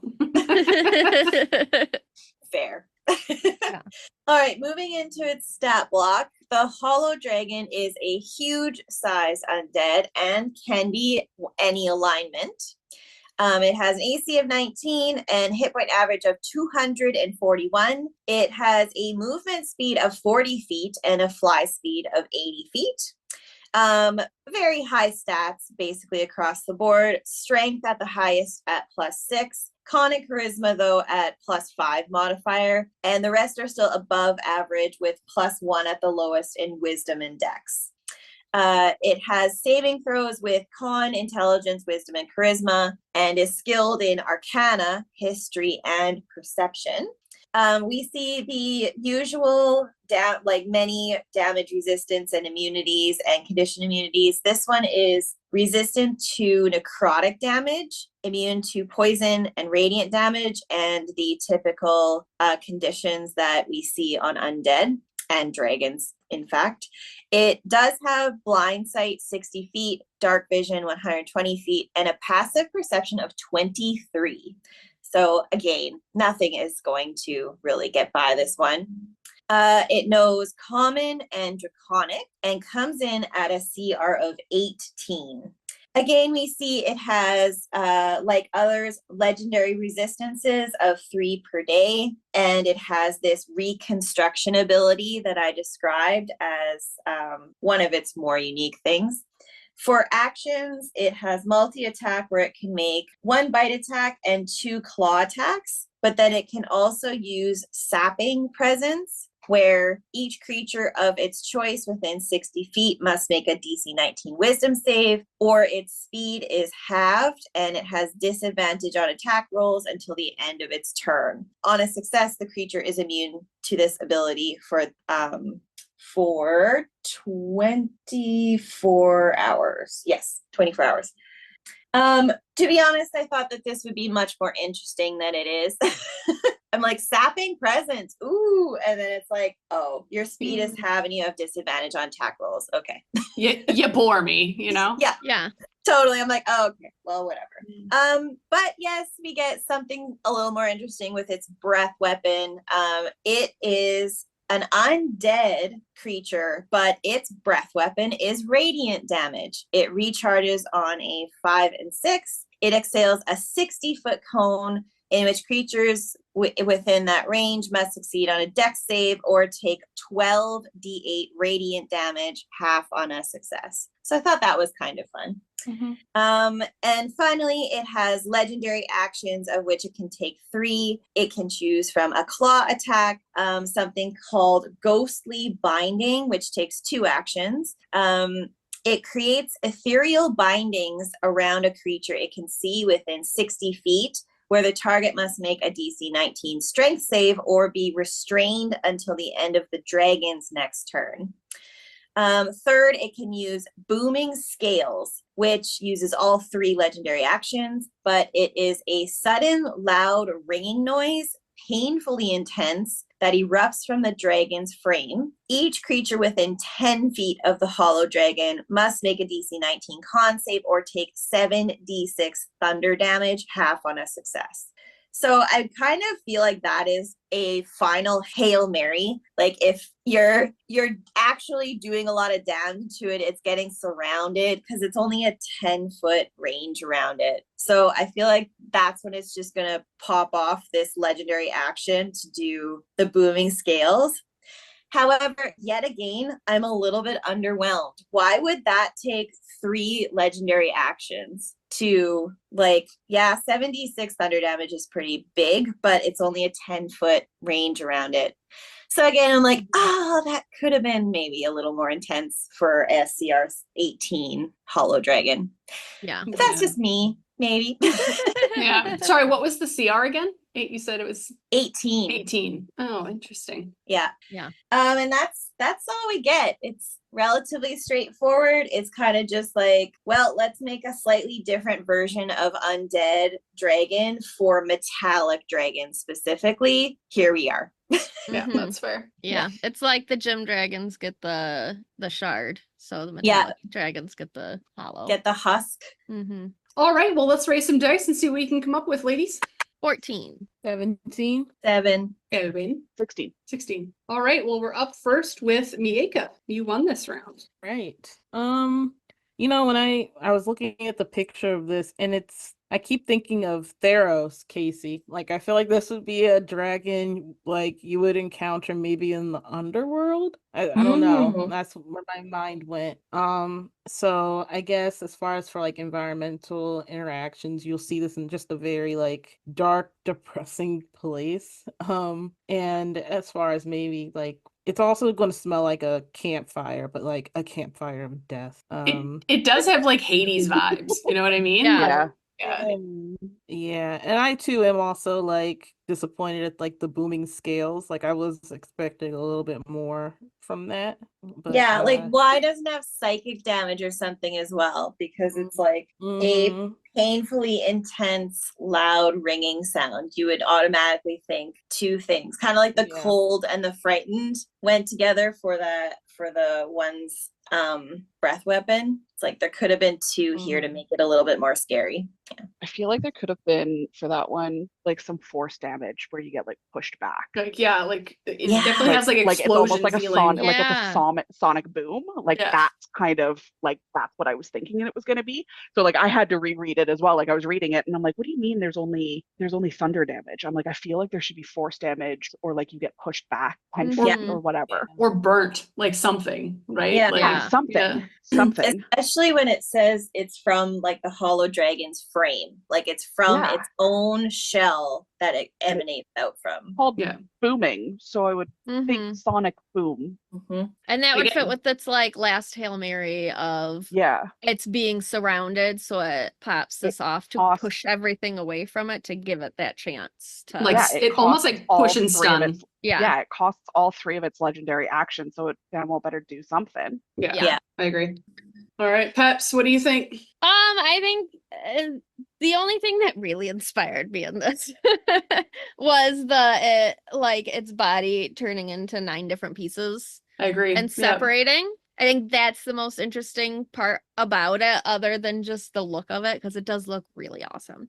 But it reminded me of the Buffy bad guy that was in different boxes, and they had to find the boxes to put them together to like complete the guy, and then he was whole again. And that was the only way that he could be defeated back, in the day, because no weapon could kill him or whatever.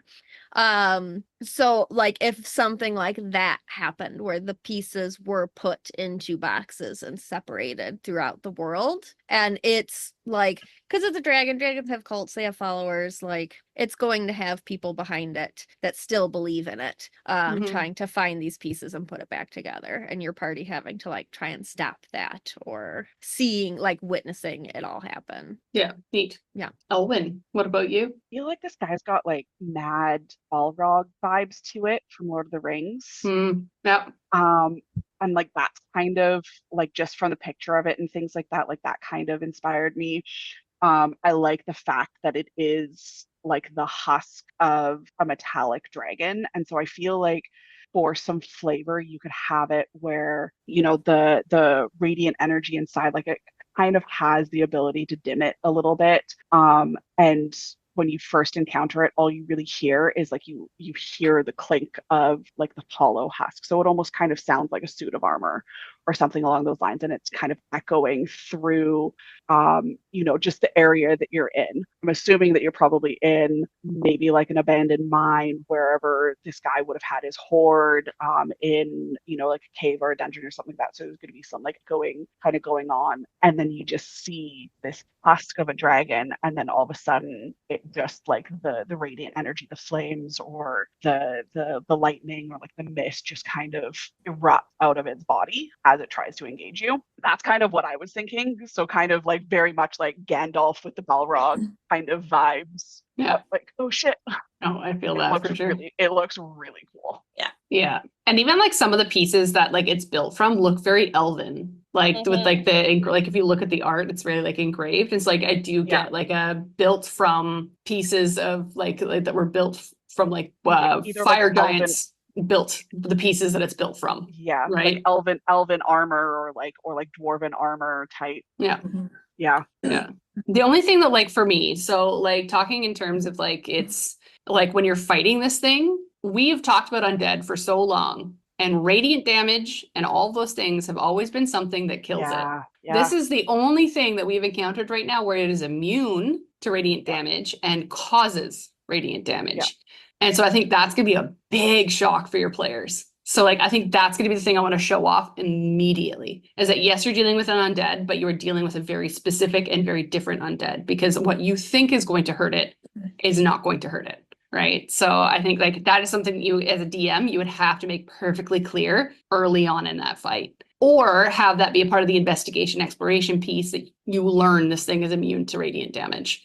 And that might be in like the visuals and images of like maybe someone's body is burnt against a wall. You know what I mean? Like, okay, well, this is, and you like your wizard does like a magic check and they're like, oh yes, this was a radiant spell. Like, you know, just to give them those clues that this is, so your wizard doesn't waste their time popping up their big radiant damage spells, or your paladin doesn't use their big smites that cause a lot of radiant damage because they're going to learn the hard way or they're going to learn via the exploration pillar. So that's just something to remember if you're going to use one of these as a DM. Mm-hmm. What about you, Casey? Yeah, that is a big one here. That was a spin and a twist. And I'm trying to like, again, one of the most interesting is this reconstruction piece, like we've talked about.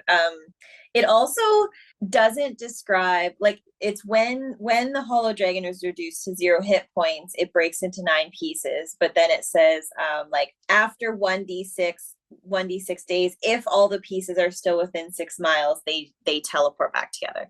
But it doesn't describe what happens if they aren't within 6 miles of each other. So I imagine like how would that end up happening? And like say there is a battle against a hollow dragon and it is reduced to 0 hit points and you see the body break apart, and you know there is a arrogant noble or an arrogant like soldier that wants the head, and so he says, okay, we've defeated it, we are victorious, and grabs the head, and then they like, you know, get on the road with the head as the trophy, and you know probably they're going to be outside of 6 miles by the time 1d6 days happens.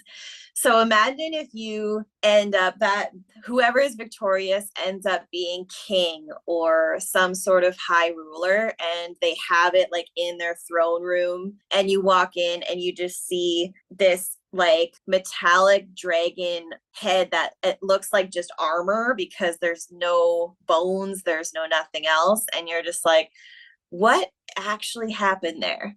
And I would love to put in a possibility of reanimating that thing if, say, in some sort of environmental hint in the journey to that city where you discover the head, you walk through where that battle took place and you see all the body parts of a dragon, but they're made of metal and there's no head, but you see the tail and the legs and the other pieces, and you put it together that it's like, oh, that must be the head of that dragon. But maybe someone in your party knows about hollow dragons and it's like, oh my God, that is a dragon that has an unfulfilled purpose, and it has just now been like stopped from that because its head moved on.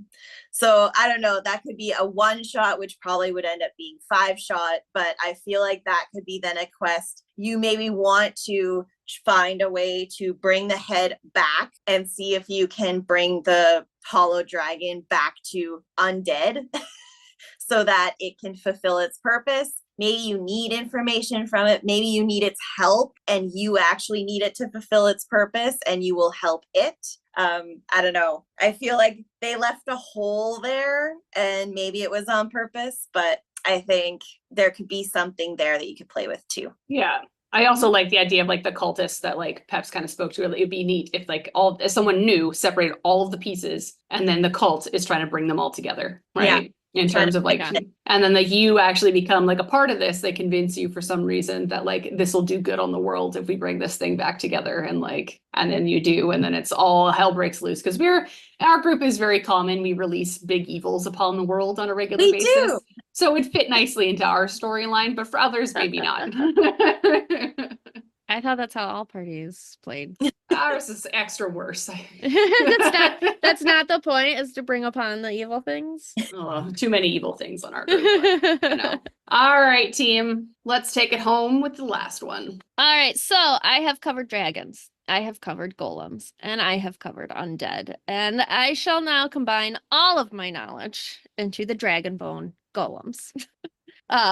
These golems are made from the bones of a fallen dragon and tied together with adamantine wire. As we know, dragons are magic, so obviously their bones would remain magic after death, and that is what its creators draw on to animate these golems. Most of these creators are the dragons who actually killed this one. Etching glyphs on its bones, much like we saw with like the mummy's wrappings, to bring them back and control them. They become powerful and obedient guards for the dragons that brought them back to life. So basically, if you're going up against an ancient dragon, you should not be able to enter their lair without at least one of these things at the door. So DMs, remember that. For their stats, they are a large construct with a CR of 11, an AC of 17, and an average of about 161 hit points with a speed of 40. They do not have a fly speed. They just have 1 speed. Most of their stats are very average, but strength gets a +5 and intelligence a -4. They have a few immunities, but not as much as some of the other ones we've covered today. Just your sort of basic handful of dragon immunities. Dark vision of 60 feet and understands Draconic and the languages of its creator, but can't speak. It has magic resistance and unusual nature.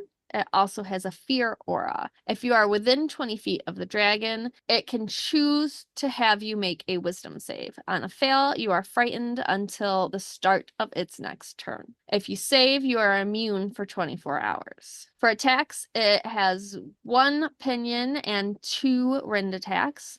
Rend is a pretty basic melee attack that does piercing and necrotic damage.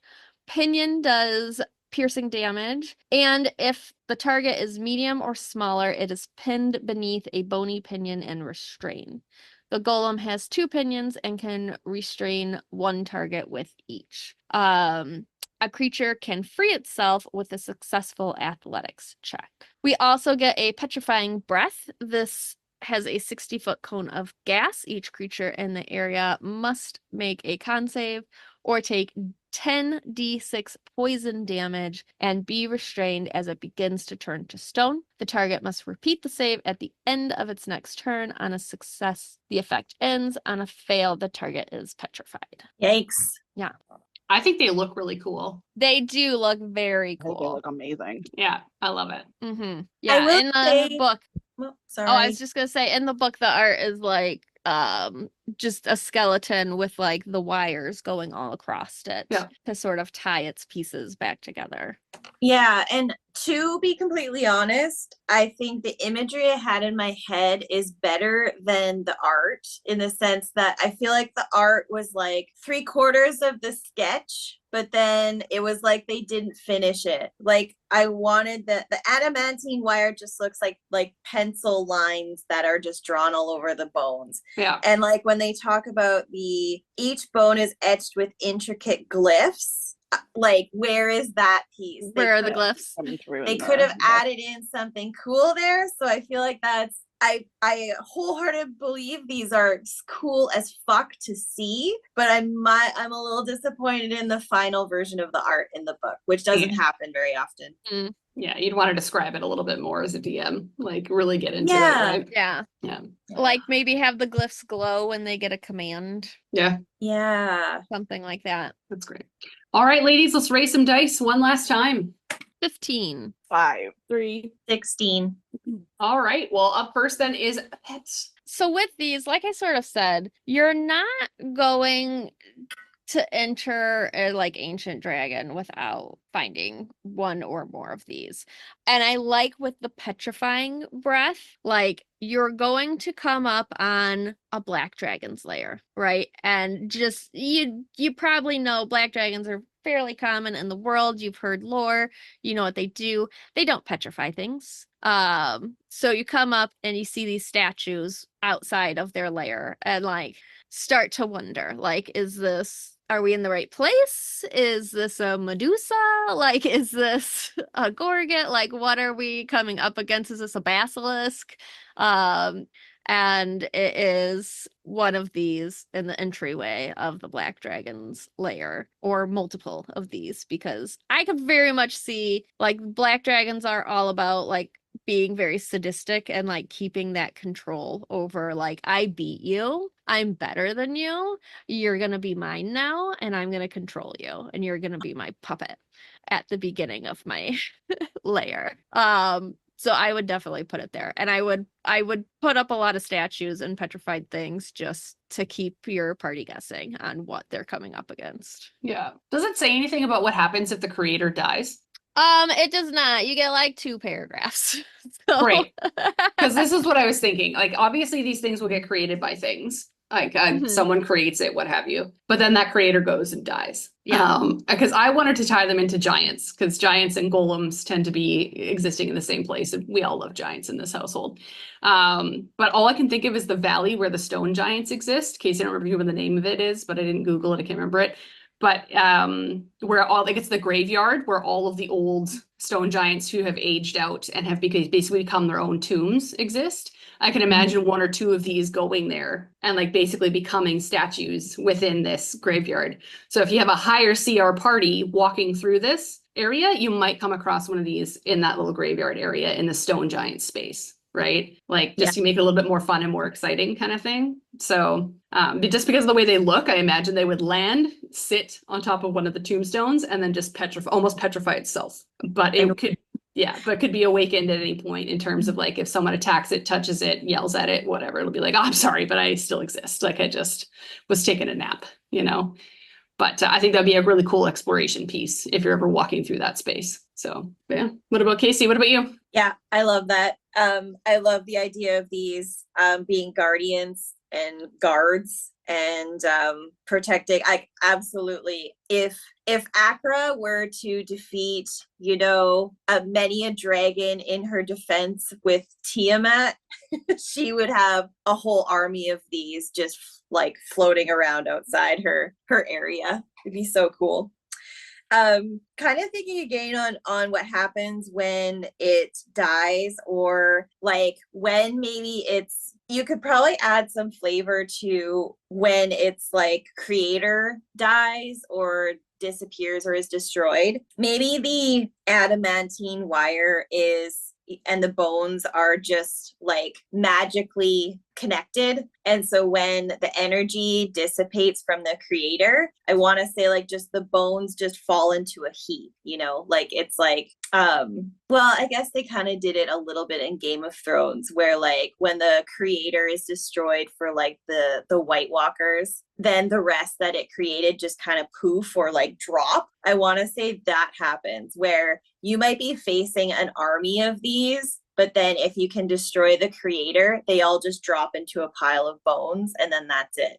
Potentially could be reanimated into the golem again if you could figure out how the creator did it. If you wanted to gather up all of the bones, you could do it, but that's how it would actually end up being destroyed, is just kind of an epic but but it's wholeheartedly connected to the creator, and the creator could be anything. I do like the black dragon idea, Peps. It like gave me that kind of like gut fear. It was like, oh god, that sounds horrible. Right? Because it's essentially taking its enemy and making it its bitch. Like, that's very black dragon to me. We love the black dragon. All right, Ehlwyn, what about you? I feel like there's like a lot of opportunity to role play this as a DM NPC. Just as far as like what it sounds like and what, like just kind of like how it interacts with its environment and things like that. But like I feel like you're gonna hear the bones creaking, and you're gonna hear like the wires grinding and like it's just gonna have like it's gonna be stiff in its movements, and I feel like you can really kind of get into that role playing aspect of that dragon. It's gonna be disjointed. It's gonna be a little bit just a little bit odd. Also, I don't, it's probably because they're side by side in the book, but I feel like where there's the bone dragon, there might be a little bit of Dragonblood Ooze. As like a oops. Yeah, like, there very much could be. I was trying to make this bone dragon golem and then like accidentally also made this thing. And it's just there. It's just there now. Still flubber, just- still happy as just- clam. Yeah.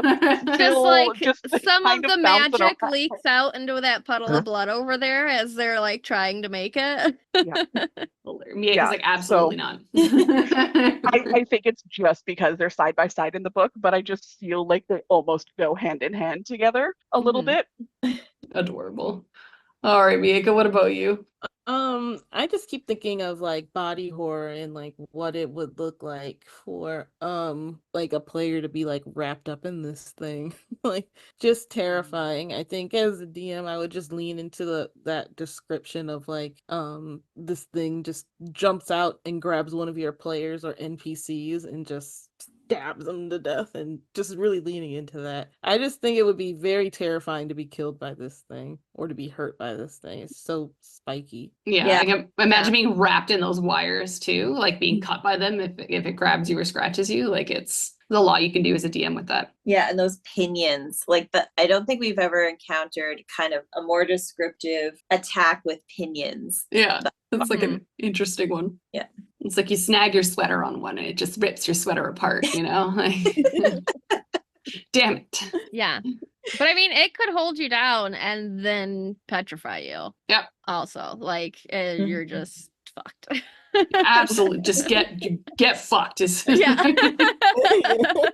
Yeah. And imagine seeing, I guess, the like that would be an environmental hint, right? If you're coming up to like where it's guarding or whatever, and you see just bodies laying flat against the ground looking like they're like, ah, but then they're petrified because they've been stabbed and held down and petrified. Yeah. Great. I love that. Yeah. All right. Any other final comments on those guys? No. Awesome. Yeah. All right, y'all. So on a scale of 1 to 10 rotten scales, how would you rank these undead dragons as a part of the undead landscape in D&D 5th edition? And Pepperina, they can't all be 10s. So first up, Ghost Dragon. My base dragon vote is a 10. It only Rule has goes been up written. from there. The rule has been Except written. for the Peps. lunar dragons, which can fuck right off. Fair enough. Always. Amazing. Ghost dragons, I like them. I give them an 8. Yeah, I give them 8 or 9, I'd say. I think the fact that they're like so unassuming, like you don't know that it's gonna be there. Like it's a door spider is just surprise, motherfucker. Yeah. I think that that's what I like about it. Yeah, you don't really think of ghost dragons. I don't think that that's the first thing that the party would ever immediately go to. Oh, there's a ghost dragon here. Yeah. Absolutely. Agreed. I'm at a 9. 9? Yeah. Yeah. Yeah, Okay. nice. I'm gonna try to be objective. Yeah. And just rank these on where I think they fit with each, like top to bottom of Yeah. each other. Fair enough. So on this list, because I can't compare them to other dragons, really. Fair enough. On this list, I'd give the ghost dragon, I think, an 8. Solid. Yeah. What about you, Miaca? I said a 9. I 9? would give it a 9. Yeah. Solid. We like it. All right. Next up is Miirym. 10. 10. And on a rotten scales, like she doesn't really have rotten scales. On a protector with Yeah. all costs, 10. Yeah. 10 out of 10. 10. Amazing. I think that's our first unanimous. Yeah. Yeah. I love her protector. She might now just be my favorite dragon. So, well, I Yeah. mean, Yeah. Tiamat's my favorite dragon, but she's a Yeah. close second. We love her protector. Leave her alone. Yeah. She Yeah, might and make me want to go to the library. Yes, I do think we brought the inspiration for Miirym to make her even more than she is described in the book. Like, yes, 10. Next up is Ebondeath, the lore I described early on. I like the lore. I would give it about a 7. Yeah. Yeah. I don't know if it was just because we've had so much lore, but I don't remember a lot of it. So memorability. It's maybe a 5 for me on this list, just because I don't really remember any of the lore. I'm gonna have to re-listen. There's not a lot of lore. This is just like a demi-village. Yeah, that's just like upset and just waiting for his return. So honestly, a 5 for me. Yeah, it didn't have a ton of flavor. Yeah. I do like that it attempted to possess what I think was a female dragon, and she just straight up dragon. that. Exactly. Yeah, the green dragon. She's like, hard pass. Can we rank the green dragon? No, Peps. Because she's up there. Yeah. So Old Gnawbone. Her name was Old green- Gnawbone. That's The the green only dragon, thing I old Gnawbone. remember from his lore was the green dragon. Oh, my Atlanta. She's the real star. Special shout out to Old Gnawbone. She's a 10. Yeah. Shout out to her. And yeah, I'm at the 5 level as well on this one. Maybe even 4, because I can't maybe respect it. No respect. No, guys. No respect. All right. Next up is the Hollow Dragon. 4. I feel like Missed opportunity. Yeah. I think. Yeah. Could have been better. And if I have to make it better to make it usable, it's low on my Yeah. list. It's a 4. Yeah. It's probably like a 5 for me. Like it breaking apart into pieces could be very interesting, but that's all it really has. Yeah. But you could do that with any Making it- dragon, I feel like. That just is all it has, making it interesting. I did That's appreciate the imagery in the book on this one. That's true. So I'm gonna Yeah, come that's in why I was at gonna give it yeah, I'm with you there, Ehlwyn. I'm at a 6 for this one. There you go. Yeah. I can see that. Yeah, the just flare of what it looks like. I think it's just like, like the body horror or just kind of like the way that it is. I would give it a 6. Like if you just see it flying over, you're gonna be like, fuck. Yeah. Yeah. What about you, Miaca? What did you say? I would say 6 as well. I just really want to see this in like a Theros campaign. It just makes sense to me. It just does. That's fair. All right. Let's see. Draconic Shard is up next. 9. I would use 9. it in a heartbeat as is. I would use it. Yeah. I think as a DM, it has so much potential for just fucking with your group. I'm at 9 as well. I was super inspired by this. Yeah, I would say 9 as well. Yeah, a 9. I agree with Woo! Look at us go in agreement today. All right. Until All right, Dragonblood Ooze. I'm gonna let y'all go first. 10.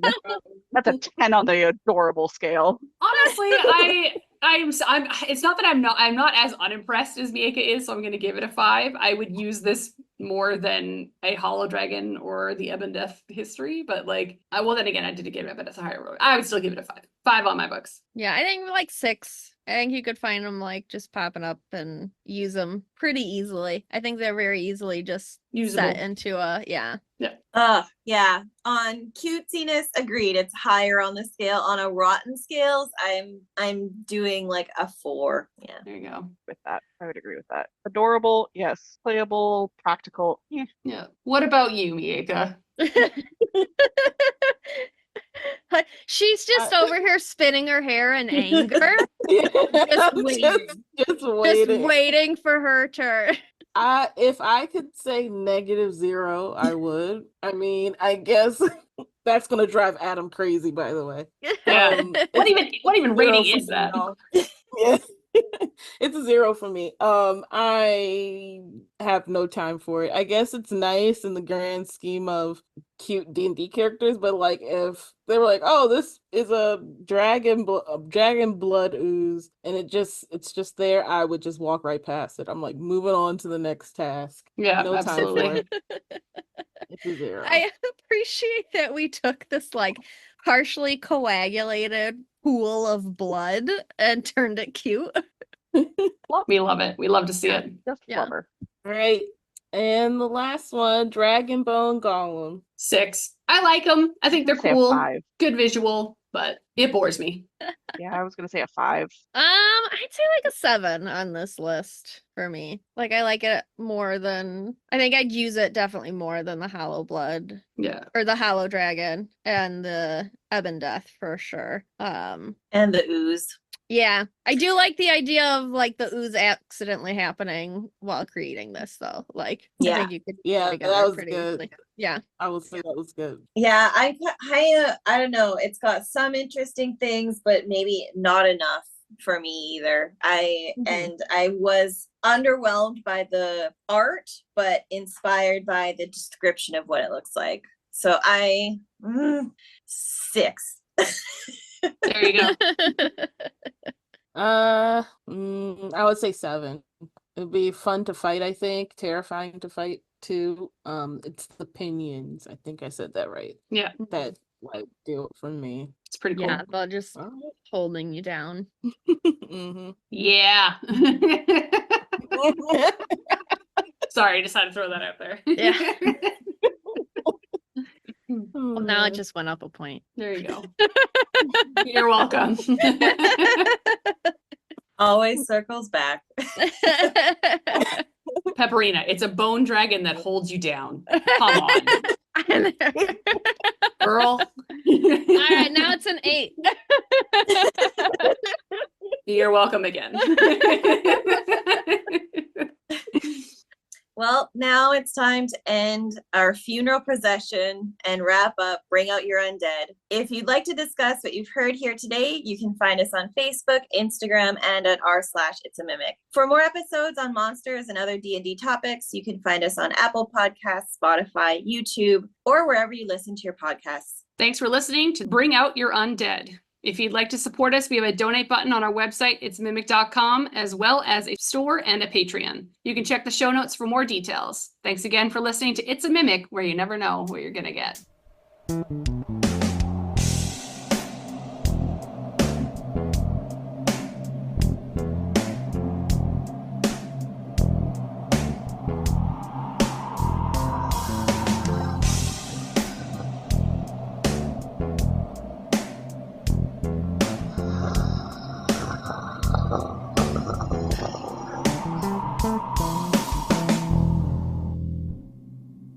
This is going to be who's drinking Right. this morning? Who has a beverage? I'm still recovering from my weekend, so There. I had 2.5 boots of beer at German Fest. I knew I could count on Miaca to pull out the fireball. Yeah. Where are you, Casey, with fireball? I am still have a love, but I do not have any right now. So I have just straight up coffee and then some water with like the squirty juice stuff to make it taste not like water. Good shit, good shit, Yeah. good shit. I do have my water bottle that has a reverse Uno bisexual sticker on it. And then on the other side is a mushroom that says fuck around, find out. I need Nice. both of those stickers in my life. Oh, Yeah. and You're my Lindsay's got background. some stickers. Oh, Oh, Oh, That was that's super cute. nice. and the perception check yourself before you wreck yourself. I So like it. cute. I like it. That's a good one. also so good. I have this much water left in the water bottle. I thought when I was drunk last time we filmed a few episodes ago. I would like the viewers to know that the amount of water could maybe fit in a shot glass, but the amount of fireball is vastly more. She's so prepared. Look how she comes to podcast recordings prepared with Yeah. water. There you go. Very, Yeah. very demure. Very Demure. mindful. Very mindful. Very Very mindful. Mhm. Yeah. Yes. Yes. Mm, mm. Well, it's pumpkin spice season, bitches. Here we go. Oh. It started early. No, I ran out of coffee this morning and Roman went to go make coffee. He's like, we don't have any coffee. And I'm like, we can order coffee. He's like, what do you want? And I'm like, the pumpkin spice. All right. Speaking of, we ready to start this Halloween episode? Ah. Yes, ma'am. Oh no, Oh no, Did Pepperina's we lose frozen. Pep? we have a frozen. 1 minute in. We didn't even get through the outro. Sorry, the intro. Close. Oh, I'm all right. Oh, There we go. That was such a good run, and I didn't realize I was frozen until I got to the end. I was like, fuck. Well, one more time with feeling, Peps. All right. Man. The sweater's coming up. Okay. Some days, well, it's gonna be a long morning, guys. So much to talk about. I know. I kept my section small though, so sometimes when I was house sitting, and by house sitting, I just fed your cats in the morning. I like came in one morning and Peter is always just right fucking there, like ready to go. And I would always just see her tail just like under like out. And I'm like, Yeah. I don't think I've ever seen that cat in its full glory since I've known you. Like Peter is a talkative motherfucker. So Yeah, she is as well. well, not to me. Not to anybody but Kyle and I. She bosses us around. She tells us when it's bedtime. She I feel like, she herds us like a freaking cuddle dog to bed. Adorable. yeah, your cat is like 3 times the size of my dog. Yeah, she's 16, 17 pounds. Yeah. Her and Momo are pretty close in size. He's big. I think So- Momo's Momo because 17 pounds. Momo because he's so old. I think he's a little bit skinnier than her. Like, Yeah, she's chonky. he's chonky. shrinking. He's getting that old age dad bod where like the hips are really thin, but he's got Aw. he's got his belly. So when I shaved him, I'm like, a lot skinnier than I thought you were. Yeah, when I shave her down, she's also a lot skinnier than I remember her being, but she's still a solid cat. Yeah, no, Momo's just an old man. Old man dad bod. Well, Loki is just shy of 5 pounds, so you are nearly So 4. it's literally almost Oh yeah, Loki's like, Like she fits in my hand. No, Willow hasn't fit in my hand since she was like 3 months old when we first got her. Even when we first got her, she was the length of my arm when we first got her. yeah, too cute. Yeah. All right, And ladies. yes, she's named after Right. Willow and Buffy. So not Love it, Willow love from Willow the movie about Yeah. no. Okay. No, because we got her the day before Halloween, and Kyle and I were thinking, we were like, what, like, which names could we name her? And we were originally going to name her Maleficent, and call her Mally for short, but we already had Maverick, and we used to call Maverick Mavi. So we were like, I can't have a Mally and a Mavi. That would be too confusing. So we named her Willow from Buffy. Very Love cute. it. Love it. Very cute. All right, ladies. Part 2. We've Okay. only got 3 more to go. Oh man. All right. And I'm 2 of those. Get her done, friendo. Get it. I like that in Fizbins, all 3 of mine were in a row, just page wise. Yeah. Did you I didn't- dog ear the book so that you knew where to go? I would never with this beautiful book. I was looking, Dylan got me for Christmas the like special edition. Oh, the It's special been- edition. That Oh, is just so Yeah, gorgeous. that's pretty. I just Yeah. have the regular. I have the regular also. I have 2 copies of Fizbins, which probably surprises nobody. It really doesn't. Yeah. I'm actually People surprised that we have didn't get asked- the special edition. Yeah. People have We asked me usually do. before, like, what my favorite book is. And I'm like, Fizbins. Like, just in general, any book ever. It's Mine was the Giants one until we got the new Vecna I Have Ruined one. Yeah. And I'm like, ugh, sorry Mine's the guys. deck of many Yeah. things. Yeah. Oh, deck of many things with the tarot deck. I just got that. Oh my god. Love it. Adam My used it in favorite. our last session. Adam used it to tell our fortunes. Yeah. It was a lot. It's my favorite. The fact that they expanded it to like a full Arcana deck. Mhm. Like it's a full tarot deck now, not just the deck of many things. Yeah. Love it. It's cool. All right, let's get to it. That's it. Aw. Oh, Can't believe it. Yeah. Over 2 years of work, ladies. I feel like it's been 2 years. It feels like just Yeah. yesterday we started this one. Like, Mhm. But Yeah. 32 episodes is a lot. Yeah. It's a lot. So, to be fair, my last year has really just been a whirlwind. it's true. Last year doesn't chaos. count. I think So, like, I don't. Time is very odd to me. Right? It is a construct for sure. I think So all funny. of us are just kind of stuck in a weird vortex this past couple of years. You're not wrong. Mm-hmm. All right. Nicely done, ladies. We did it. We done did it. Thanks for the life. It's been a slice. All right. All right. Goodbye. Bye-bye. I took the bone out of a penis of a white dragon and I use it to put magical tattoos on my friends.